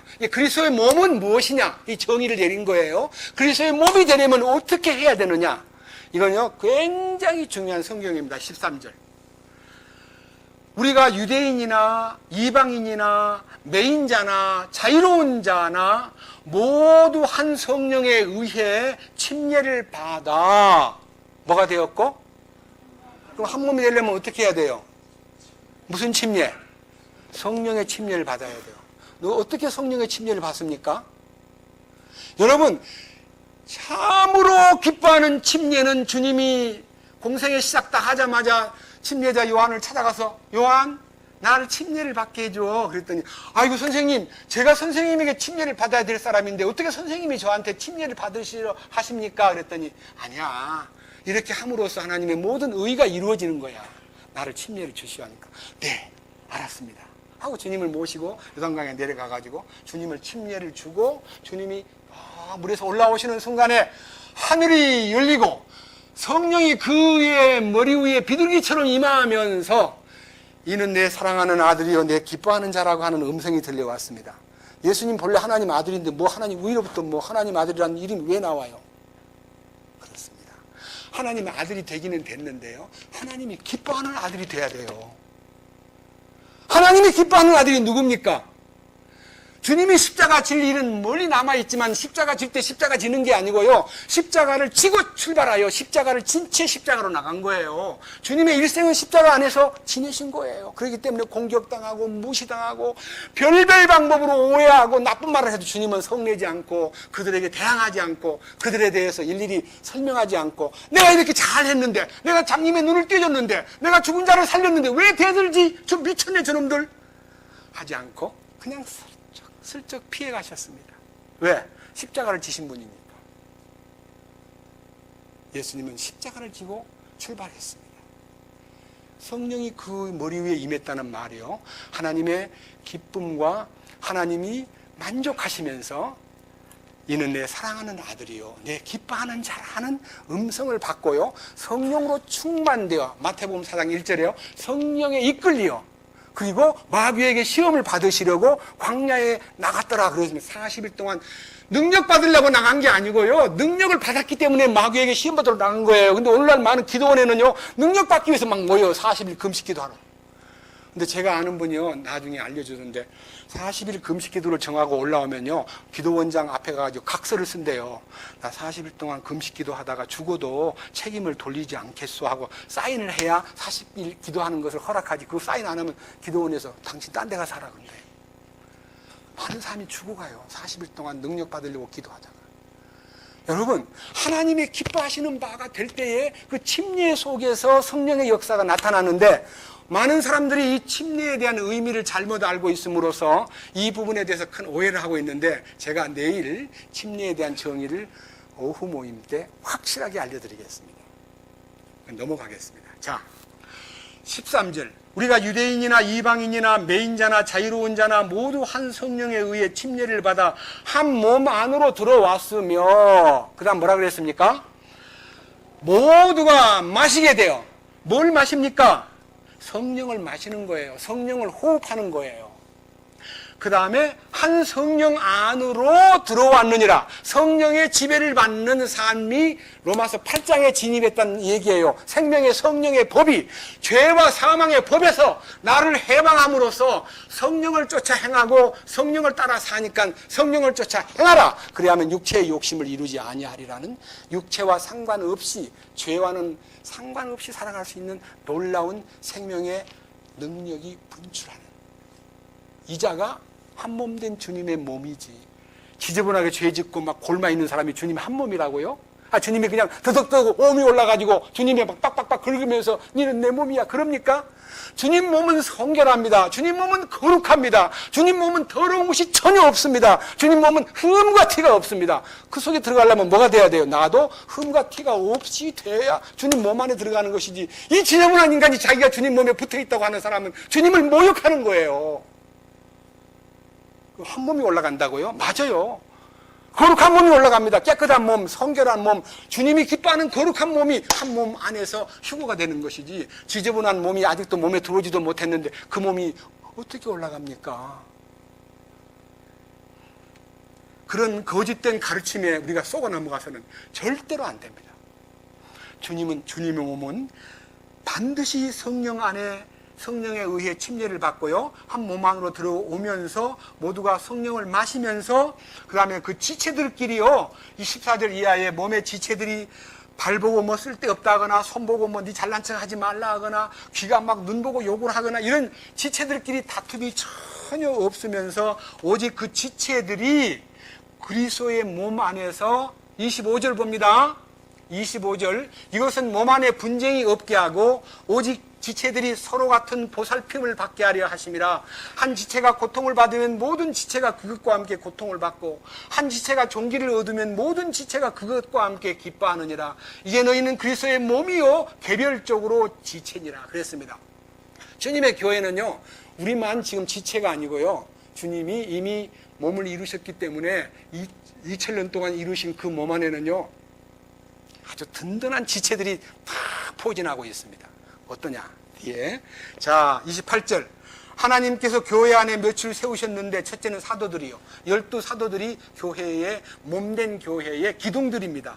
그 다음 둘째는 대언자들이요. 말씀을 맡은 주의 일꾼들입니다. 그리고 셋째는 교사들이요. 그 다음은 기적들이요. 그 다음은 병 고치는 선물들과 돕는 것과 다스리는 것과 여러 가지 방언, 타 언어들이 있고요. 모두가 사도냐? 모두가 대언자냐? 모두가 교사냐? 아니다. 모두가 기적을 행하는 자냐? 아니다. 모두가 병 고치는 선물을 가지고 있겠느냐? 아니다. 31절 가장 좋은 선물들을 간절히 사모하라. 그 가장 좋은 선물이 무엇일까요? 사랑입니다. 사랑. 이 사랑 안에 연합된 것이 교회입니다. 23장 안에는 사랑이 나타나는데 이 사랑의 실체가 되고 사랑 안에서 생명의 유기적인 관계를 맺고 살아가는 사람들이 진정한 몸입니다. 교제 안에 있다고 하면서요 사랑에 구별돼 가지고 따로 놀고 아유 나는 뭐 고기만 좀 내밀고 내 할 일 바쁜데 하고요 자기 일에 몰두하는 사람은 몸 안에 가담한 사람이 아닙니다. 몸을 알아야 됩니다. 정말 진심으로 이 복음 안에서 지체로서의 역량과 교제 속에서의 자기의 분량만큼 정말 신실하게 살고 싶은 갈망이요 공통 믿는 일과 아는 일에 하나된 무리들이 주님의 몸을 이룹니다. 저는 지금 12년 됐지만요 우리의 몸은 매우 약합니다. 그러나 제가 믿는 몸은요 우주적이기 때문에 외롭지 않습니다. 우리끼리 있는 모임이 아니고요 주님의 큰 임재 안에 있기 때문에 외롭지 않습니다. 그래서 우리 주님께서 이 교제를요 축복하시기 위해서는요 반드시 성령의 침례를 경험해야 됩니다. 그리고 참 사랑 안에서 연합이 되는 것이 모든 지체들이 각각의 위치에서 자기 역량을 발휘해야 됩니다. 손님으로 계시는 분은 지체가 아닙니다. 여기 오시는 분 가운데 손님으로 왔다가 그냥 손님으로 가시는 분 있을 수 있습니다. 손님은 몸이 아닙니다.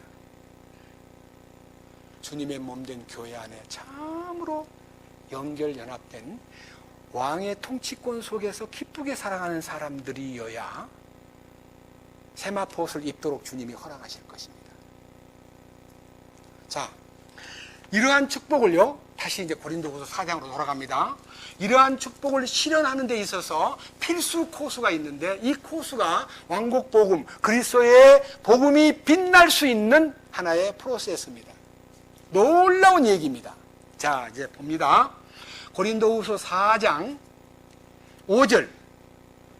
우리는 우리 자신을 선포하지 아니하며 오직 주 되신 그리스도 예수님과 또 예수님으로 인하여 너희의 종된 우리 자신을 선포하노니 빛에게 명령하사 어둠 속에서 빛을 비추게 하신 하나님께서 우리 마음에 빛을 비추사 예수 그리스도의 얼굴에 있는 하나님의 영광을 아는 빛을 주셨느니라. 이 말씀에는 두 가지 말이 하나 있는데요. 하나는 주 되신 그리스도만 전하고 나는 그리스도의 종된 위치에 있다는 것을 밝히 전하면서 예수 그리스도의 얼굴에 있는 하나님의 영광을 아는 빛을요 마음에 비췄는데 그 마음의 비춤이 어떤 빛이냐? 창세기 1장 2절에요 하나님이 가라사대 빛이 있어라 하시며 빛이 있었고 그 빛이 하나님 보시기에 좋았더라 그랬습니다. 그 빛이 그냥 온 게 아니고요 세 가지 환경 속에 빛이 온 겁니다. 혼돈과 공허와 흑암이 깊음 위에 있고 그 자리에 혼돈 속에 빛이 왔으면 혼돈이 정리가 돼야 돼요. 정돈. 공허, 텅 빈 속에 빛이 오면요, 빛으로 채워지기 시작합니다. 그 다음에 어둠이 깔린 그 속에 빛이 오면 어둠이 물러가게 됩니다. 요게 창조 원리와 똑같이 그 속의 원리도요, 영광의 빛이 내 안에 오면요, 내 안에 혼돈된 삶이 끝납니다.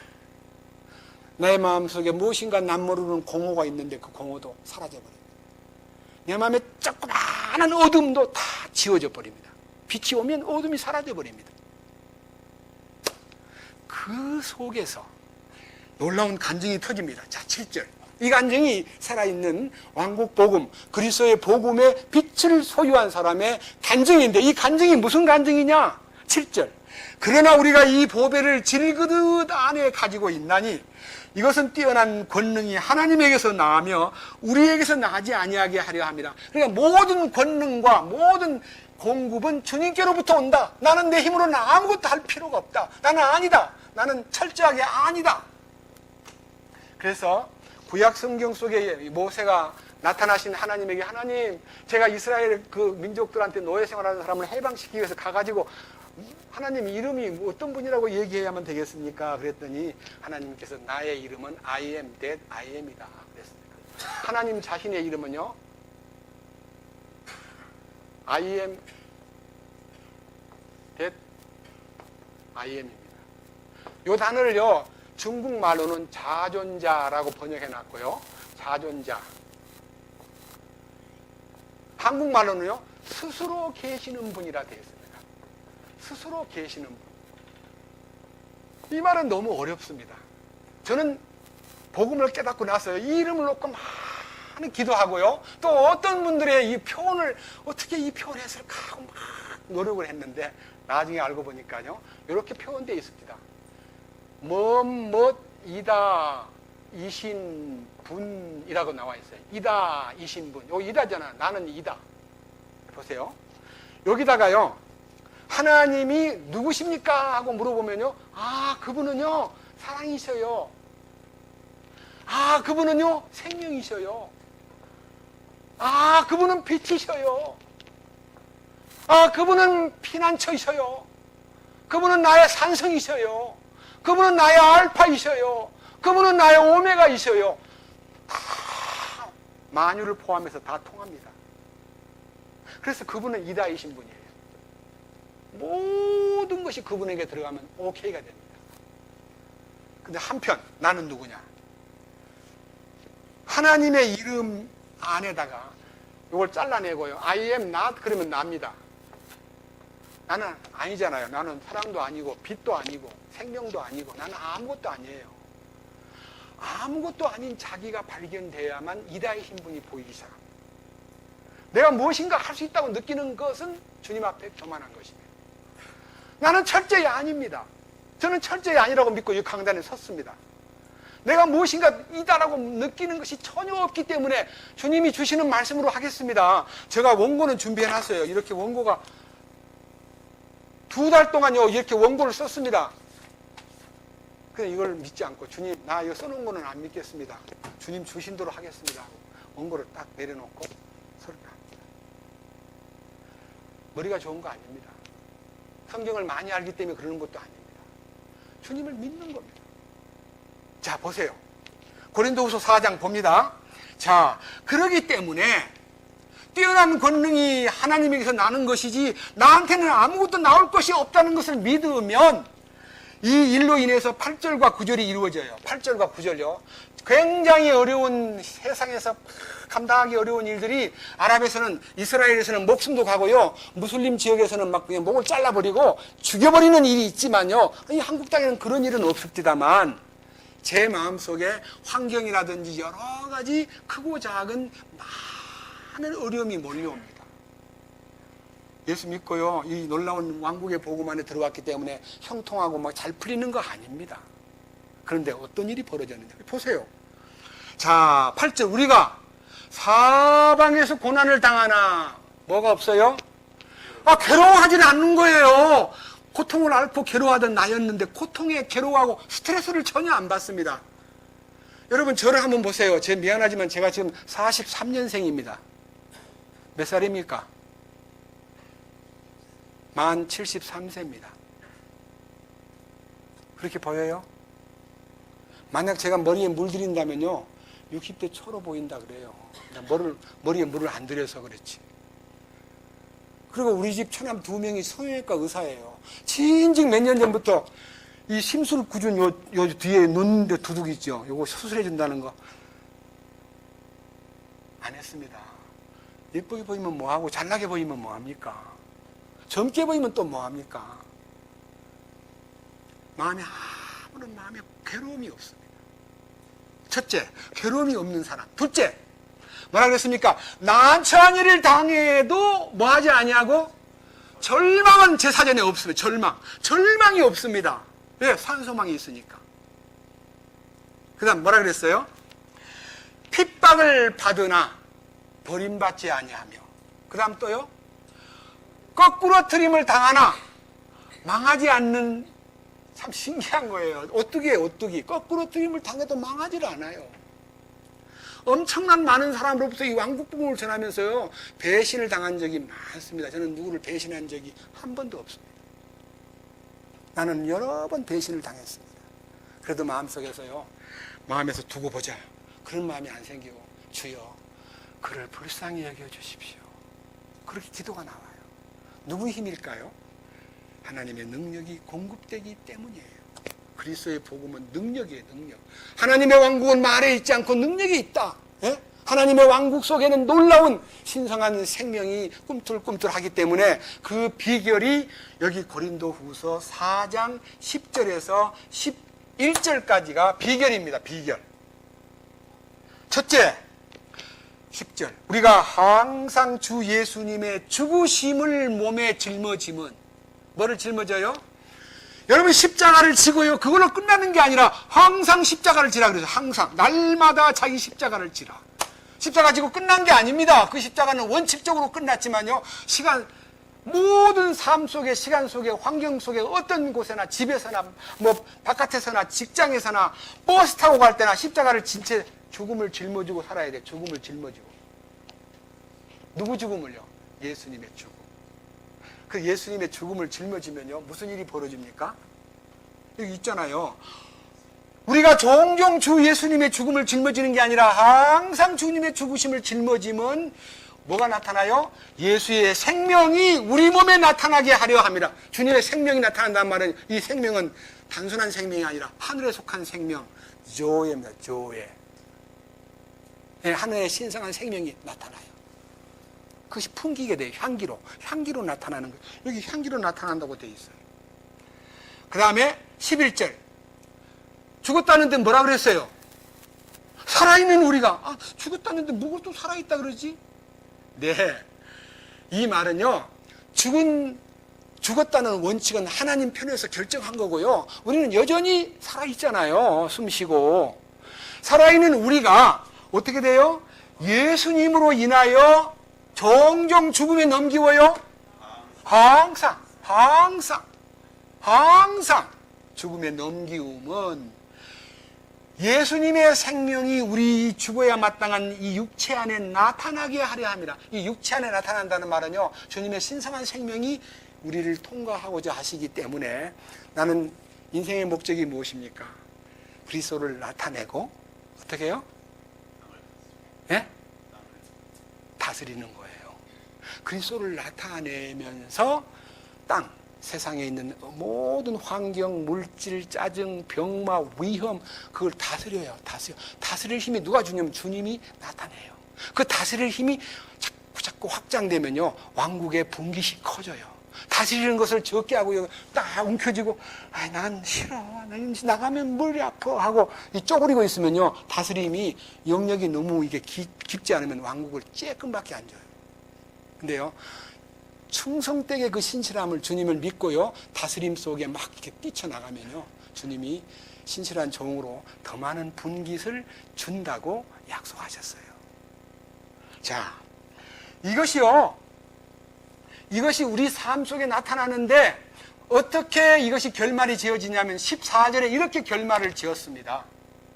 뭐라 그랬습니까? 또 주 예수님을 일으키신 분께서, 예수님을 일으키신 분이란 말은요 하나님의 권능으로 예수 그리스도를 죽은 자들 가운데서 부활시키신 하나님께서 또 예수님을 통하여 우리도 일으키사, 우리도 부활 생명을 나타내셔서 너희와 함께 드러내 보이실 줄 우리가 아노라. 드러내 보인다는 말은요, 주님이 부활 생명을 나타내므로요, 하나님의 아들로 권능 있게 드러난 것처럼 우리도 이 땅에서 하나님의 아들 된 권능을, 그러니까 이것은 상속권자입니다.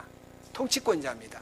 이 권능을 삶 속에 드러내는 것이 주님이 우리를 향하신 뜻이라는 것을 말씀에서 밝혀주셨습니다.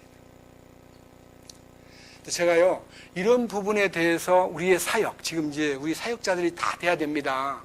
저만 지금 이렇게 사역을 하는 게 아니라 여기저기 형제들이 각각의 사역에 나서야 되는데, 사역자가 되려면 어떤 자세로 사역자가 되느냐 하는 겁니다. 여기에 분명한 하나님이 정하신 규례가 있습니다. 이 규례는요, 신약적 원리지 구약의 법이 아닙니다. 얽어매는 법이 아니라 신약적인 간증이, 사도 바울이 보여준 본이 우리 삶 속에 복음의 사역을 맡은 사람으로서 어떤 환경에서 조건을 구비해야 되느냐는 문제에 대해서요, 굉장히 심도 있게 말씀해 주신 부분이 성경에 있기 때문에 소개하고자 합니다. 앞으로 조금 넘겨서요, 고린도전서 9장입니다. 길이기 때문에 다 읽지는 못하고요, 중요한 부분만 채택하겠습니다. 제목이 뭐라고 되어 있죠? 자, 고린도전서 9장의 제목이 뭐라고 되어 있죠? 사역자가 자기를 부인하는 것이 십자가를 지는 생활인데, 자, 여기에 십자가 지는 생활에 대한 본이요, 7절부터 있습니다. 제가 읽겠습니다. 어느 때고 누가 자기 비용을 들여 전쟁에 나가겠느냐? 군대 나간 사람이 자기 돈 싸가지고 옷 싸입고 군대를 가겠느냐? 군대 가서 제일 인상 깊은 것이요, 아무리 좋은 걸 입고 가도요, 착복식 할 때요, 남자들끼리 모였으니까, 저는 지금은 그런지 안 그런지 모르겠습니다. 제가 65년도 입대를 했는데요, 그때 당시 딱 입대하니까요, 다 부모들하고 헤어지고는 내후반에 딱 들어가니까요, 옷을 벗기는데요, 위에부터 탁 벗기고, 아래 바지 벗기고, 속옷 벗기고, 다 홀랑 벗겨가지고, 새 팬티 입히고, 새 런닝 입히고, 새 훈련복 입히고, 그 다음 나중에 새 바지 입히고, 구두를 주는데 막 던져요. 그런데 저 신발이 적은데, 야, 인마! 네 구두에다 맞춰. 이러는데요, 저는 구두가 쟤한테 260mm인데 250mm 주는 거예요. 그래서 그걸 신고요, 나중에 다리가 완전히 망가졌습니다. 안 된대요. 무슨 전쟁에 나갈 놈이 뭐 신발을 뭐 쭉쭉쭉 바꾸라, 그게 말이 되냐 그러면서, 지금 전쟁실에 전쟁. 구두에다가 발을 맞추래요. 발에다 구두를 맞추지 말고. 여러분, 우스운 얘기 같지만요, 잠자고 있을 때 막 새벽 3시에 막 깨워가지고 뭐 속옷에요, 우장을 들러쓰고 뭐이라 그러는데 막 귀신같이 우장을 쓰고 막 순서별로 막 하나 둘 열 한번 잘라가지고 또 다시 돌아. 자다가 말고요, 그게 뭐냐면 전쟁 연습이라는 거예요. 밥을 먹는데 식사에 대한 감사 먹냐 하니까 감사해 먹겠습니다 하고 먹는데, 저는 기도를 좀 해야 될 거 아니에요. 기도를 좀 하고 나면 밥이 없어져 버려요.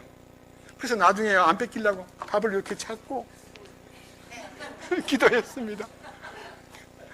밥을 먹으려고 그러는데 식사 끝 그러니까요, 몇 숟가락 안 먹었는데 밥을 숟가락을 놔야 됩니다. 그러니까 들고 나가면서 막 퍼먹는데 뒤에서 막 때립니다. 그런 우스꽝스러운 훈련을 했지만요, 그게 굉장히 기억에 남아요. 자, 그런데 여기 보니까요, 누가 자기 비용을 들여 전쟁에 나가느냐? 누가 포도원을 만들고 그것의 열매를 먹지 아니하느냐? 누가 양떼를 먹이고 그 양떼의 젖을 먹지 아니하느냐? 내가 사람으로서 이것들을 말하느냐? 율법도 같은 것을 말하지 아니하느냐?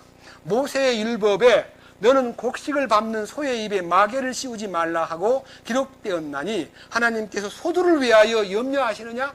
아니면 전적으로 우리를 위해 그것을 말씀하시느냐? 틀림없이 이것은 우리를 위해 기록되었나니 밭을 가는 자는 소망 중에 갈며 소망 중에 타작하는 자는 자기의 소망에 참여하는 자가 되어야 마땅하니라. 우리가 너희에게 영적인 것들을 뿌렸은즉 너희의 육적인 것들을 거둔다 해도 그것이 큰일이냐? 다른 이들이 너희에 대한 이 권리에 참여하거든 하물며 우리는 더 그리하지 아니하겠느냐? 그럼에도 불구하고 우리가 이 권리를 쓰지 아니하고 모든 것을 참는 것은 우리가 그리스도의 복음을 가로막지 아니하려 함이라.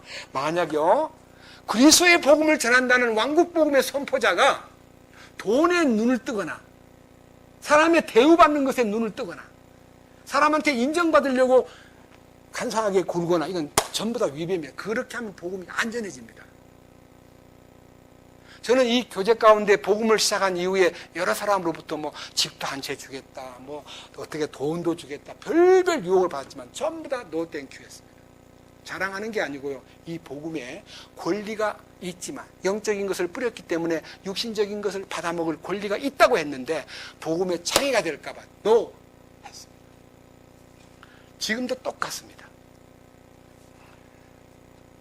13절 거룩한 것들에 관하여는 섬기는 자들이 성전에 속한 것들로 사는 줄 너희가 알지 못하느냐? 제단에서 섬기는 자들이 제단과 함께 헌물에 참여하는 자들임을 알지 못하느냐? 이와 같이 주께서도 복음을 선포하는 자들이 복음으로 살 것을 정하셨느니라. 그러나 내가 이런 것들을 하나도 사용하지 아니하였고 또 내게 이같이 해달라고 이것들을 쓰지 아니하였나니 내가 죽는 것이 누가 나의 자랑하는 것을 헛되게 만드는 것보다 나으리라. 내가 죽는다는 말은요 사도 바울이 권리를 다 포기하고 죽음에 던져진 삶을 삶으로써 주님 안에서 자부심을 갖고 그 다음 뭐라 그랬습니까? 16절 내가 복음을 선포할지라도 자랑할 것이 없나니 이는 필연적으로 내가 해야 하기 때문이라. 만일 내가 복음을 선포하지 아니하면 참으로 내게 화가 있으리로다. 이 그리스도의 복음에 대한 사명은요 전하지 않고 내팽개치고 저것들 봐라 나 그럼 설교 안 해. 그럼 니들끼리 해봐. 이렇게 배짱을 내밀면서 화가 난다고 그만 딱 포기하고 들어앉아버리면 자기가 손해를 본다는 겁니다. 저는 여러 차례 위기를 당했습니다. 왜 설교를 혼자 하느냐? 돌아가면서 해야지. 네가 뭔데 그러냐? 저는 그때마다 그것이 그 사람이 주님의 음성으로 제게 전하는 게 아니라 저를 낙심시키고 저를 사기를 꺾어버리고 저로 하여금 집중력을 이렇게 만드는 도전이라고 믿었기 때문에 한 번도 다툰 적이 없습니다. 많은 사람으로부터 많은 공격을 받았지만 한 번도 막부터 얼굴을 붉힌 적이 없었습니다. 그 다음 보십시오. 뭐라고 되어 있는가? 17절 내가 자원하여 이 일을 하면 보상을 얻으려니와 내 뜻에 반하여 한다 할지라도 복음의 분배 사역을 내가 맡았노라. 그런즉 나의 보상이 무엇이냐? 진실로 내가 복음을 선포할 때에 그리스도의 복음을 값없이 선포하고 이로써 복음 안에 있는 나의 권리를 남용하지 아니하는 것 그것이로다. 예, 복음 안에 있는 나의 권리를 남용하지 아니하는 것 그것이로다. 복음을 값없이 전하는데 이 그리스도의 복음만큼은요 자기 권리를 포기하고 복음을 전하라는 것입니다. 저는 이 그리스도의 복음의 매력을 알고 있기 때문에 기꺼이 이 복음을 전하는 데 있어서 대가를 거둬라. 저는 제 주변에 그런 형제들이 눈에 보이기 때문에 기쁩니다. 틀림없이 주님이 역사하십니다. 그래서 이 그리스도의 복음 안에서 우리가 함께 한다는 게 얼마나 영광스럽고요 얼마나 위대한 역사인가를 우리가 안다면요 기쁜 마음으로 이 복음의 대열에 가담해야 됩니다. 이 그리스도의 복음의 매력이요 이렇게 넘칩니다. 그래서 제가 이제 마지막으로 정리를 하겠습니다. 예수님하고 그리스도하고 뭐가 다르냐? 똑같은데 예수로 하면 어떻고 그리스도로 하면 어떠냐? 그러는데 여러분 아셔야 됩니다. 예수님이 그리스도로 나타나신 것이 굉장한 사건과 관계가 있습니다. 사도행전 2장 36절을 보겠습니다. 이 부분을 살펴본 후에 마치겠습니다. 사도행전 2장 36절입니다.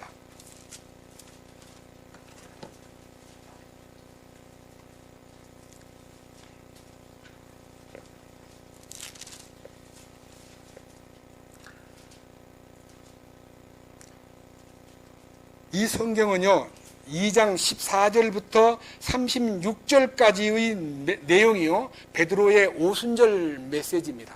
베드로의 오순절 설교예요. 근데 한 절만 보는 거예요. 36절 뭐라고 되어 있습니까?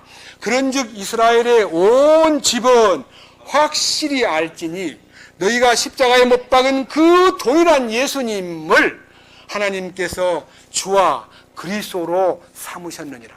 그랬어요. 여기에 가장 큰 이슈가 뭐냐면요, 아주 뜨거운 이슈예요. 핫 이슈.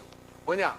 너희가 죽인 예수님께서 부활하셔서 그가 주가 되시고 그리스도가 되셨다 하는데요, 주가 되시고 그리스도가 되셨다는 말은, 주라는 말은요, 주 왕을 말합니다. 왕이 되셨고, 그 다음에 그리스도가 되셨다고 하는 말은요, 그리스도가 되셨다는 말은 기름 부은 자, 곧 메시아를 얘기합니다. 근데 여기 기름 부은 자라는 말은요, 왕권을 쥐고 모든 것을 관장하는 제사장권, 선지자권, 왕권, 이 3대 권한을요 다 쥐고 있는 분이 그리스도입니다. 근데 우리가 이 기름 부음 받은 자를 주님으로 알고 있는데, 사람한테서 기름 부음 받은 자라고 딱지를 붙여가지고요 우리를 교란시킨 사건도 있었습니다. 사람한테 기름을 붓지 않습니다. 머리에 있는 보배로운 기름이요, 수염 곧 아론의 수염에 흘러서 그 옷깃까지 내림 같고 헐몬의 이슬이 시온의 산들을 적시는 것과 같도다 한 거를 보면요, 위에다가 기름을 부으면요 몸에 흐르는 거예요. 그렇기 때문에 예수님의 머리에 부으신 기름이 우리의 몸에 흐르는 거지 특정 사람 머리에 머물러 있는 거 아닙니다. 근데 우리는 모르고 그분이 기름 부음 받은 자라는 이름 밑에서요 우리를 교란시켰습니다. 아닙니다. 자, 그다음 너희가 십자가에 못 박은 그 동일한 예수님을 하나님께서 주와 그리스도로 삼으셨느니라. 그러니까 그리스도가 되신 것은 부활하심으로 된 거예요. 부활하셨기 때문에 그리스도가 되신 거예요. 그럼 넘겨보십시오. 자, 조금 더 넘겨가지고 이제는요 9장을 봅니다. 9장. 사도 바울이 바울 되기 전에 사울로 다메섹에 가서 예수 믿는 사람을 잡아오려고 파송되었다가 예수님을 만남으로써 그가 변화되고 새 사람이 된 다음에 그 아나니아의 안수를 받고 눈에 비늘이 벗겨지면서 침례를 받고 시력을 얻은 다음에 음식을 먹고 강건해진 다음에 그 즉시 그는 입을 열어서 9장 20절 즉시 회당에서 나와가지고 그리스도를 선포했습니다. 그 선포의 내용이 뭐냐 하면요 22절입니다. 뭐라고 되어 있어요? 그러나 사울은 점점 더 힘을 얻어 이분이 바로 그리스도임을 입증하며 예수가 바로 그리스도다 그걸 입증했어요. 예수가 바로 그리스도다. 그 다음요 사도행전 전체가 그리스도의 복음입니다. 17장 넘겨보세요. 사도행전 17장 3절 그리스도께서 반드시 고난을 받고 죽은 자들로부터 다시 일어났어야 함을 설명하고 주장하며 또 내가 너희에게 선포하는 이 예수님이 누구라고요? 그리스도다. 예수님이 그리스도다. 이 데살로니가에 가서 그리스도를 선포했습니다. 그다음 넘겨보세요. 18장 이제는 고린도로 갑니다. 18장 5절 신라와 디모데가 마케도니아에서 왔을 때 바울이 영 안에서 눌려 유대인들에게 예수님께서 누구라 그랬어요? 그리스도이심을 증언하며. 그렇기 때문에요 예수 믿느냐 하는데 저를 보고 어떤 사람이 그리스도를 믿습니까? 그러길래 처음엔 미쳤나 속으로 나는 예수도 믿고 그리스도도 믿어 그랬더니 아니 그거 말고요 예수 믿는 건 분명한데 그리스도를 확실히 믿냐 그러니까 아 믿고 말고 그랬더니 죽으셨나요? 이러는 거예요. 굉장히 기분 나빠가지고 별소리 다 하네. 짜증이 났는데요. 눈을 떠보니까 예수를 믿어서는 절반밖에 안 되고요. 그리스도를 믿는 것은 부활의 그리스도입니다. 예수는 죽음의 상징이고요. 그리스도는 부활의 상징이에요. 그래서 죽음의 복음은 제사함이고요. 부활의 복음은 왕과에 소속되는 상속자가 되는 거예요. 마지막 얘기 18장 방금 봤던 것 하나 더 보고 마치겠습니다. 사도행전 18장 뒤로 넘겨가지고 28절입니다. 자, 이걸 전할 때 예수가 그리스도라는 걸 전할 때 무엇이 동원되느냐 다 같이 읽겠습니다. 이는 그가 성경 기록들을 가지고 예수님께서 그리스도이심을 보여주며 힘있게 유대인들을 확신시키되 공개적으로 그리하였기 때문이더라. 뭘 가지고 그리스도를 증거합니까? 성경 가지고. 성경 가지고. 그래서요, 우리가 예수 그리스도의 복음이라는 것은 두 갈래로 갈라지는데, 한 복음은 죽음의 복음, 은혜의 복음이고요, 한 복음은 부활의 복음, 왕가의 복음, 그리고 그리스도의 복음이라고 불려집니다. 우리가 이 두 가지 복음 안에 완벽하게 조화를 이루어야 신부의 반열에 설 수 있고 왕가의 상속권에 참여할 수 있고 천연왕국의 통치자로 어여시 설 수가 있는 것입니다. 이 일에 대해서요, 더 많은 여러분들의 기도가 필요하고, 또 함께 내가 그리스도의 복음을 확실히 통과했는가, 내가 그리스도의 복음 안에서 기쁘게 왕국의 복음을 누리고 있는가, 여기에 대한 깊은 자기 통찰, 자기 반성, 혹은 자기 조명이 절실히 필요하다는 것을 간절히 여러분 앞에 말씀드리고 싶고, 오늘 설교를 마치겠습니다. 기도합시다. 주님, 진심으로 감사드립니다. 우리가 이 예수 그리스도의 복음에 대한 출발이 물론 주님으로부터 시작되었지만, 예수님은 우리 죄를 담당하시기 위해서 십자가를 지셨고, 그 다음에 부활하심으로 하나님의 아들로 당당하게 인정받을 뿐만 아니라 왕국의 실제의 통치권자인 그리스도가 되심을 믿습니다. 이 복음의 실제를 우리가 생활 속에서 발견하고 우리 소유가 되어 복음 안에서 참으로 영광의 빛을 비추고 그리스도의 주되신 것과 우리가 모든 형제 자매들을 위해서 종된 것을 확실히 알리는 영광스러운 그리스도의 복음의 반열에 서도록 이끄시옵소서. 이 말씀을 들은 사람 가운데 아직도 자기가 예수 믿는 것만 주장하고 그리스도를 왕으로 섬기고 그분의 통치권 속에서 사는 이 행복을 소유하지 못한 사람이 있다면 불쌍히 여기시고 그들을 주님 허락해 주십시오. 주님의 승낙이 떨어져야만 이 복음 안에 들어올 수가 있는데, 이 일에 대해서 주님의 이끄심과 손길을 부탁드립니다. 우리 주 예수 그리스도의 이름으로 기도드렸습니다.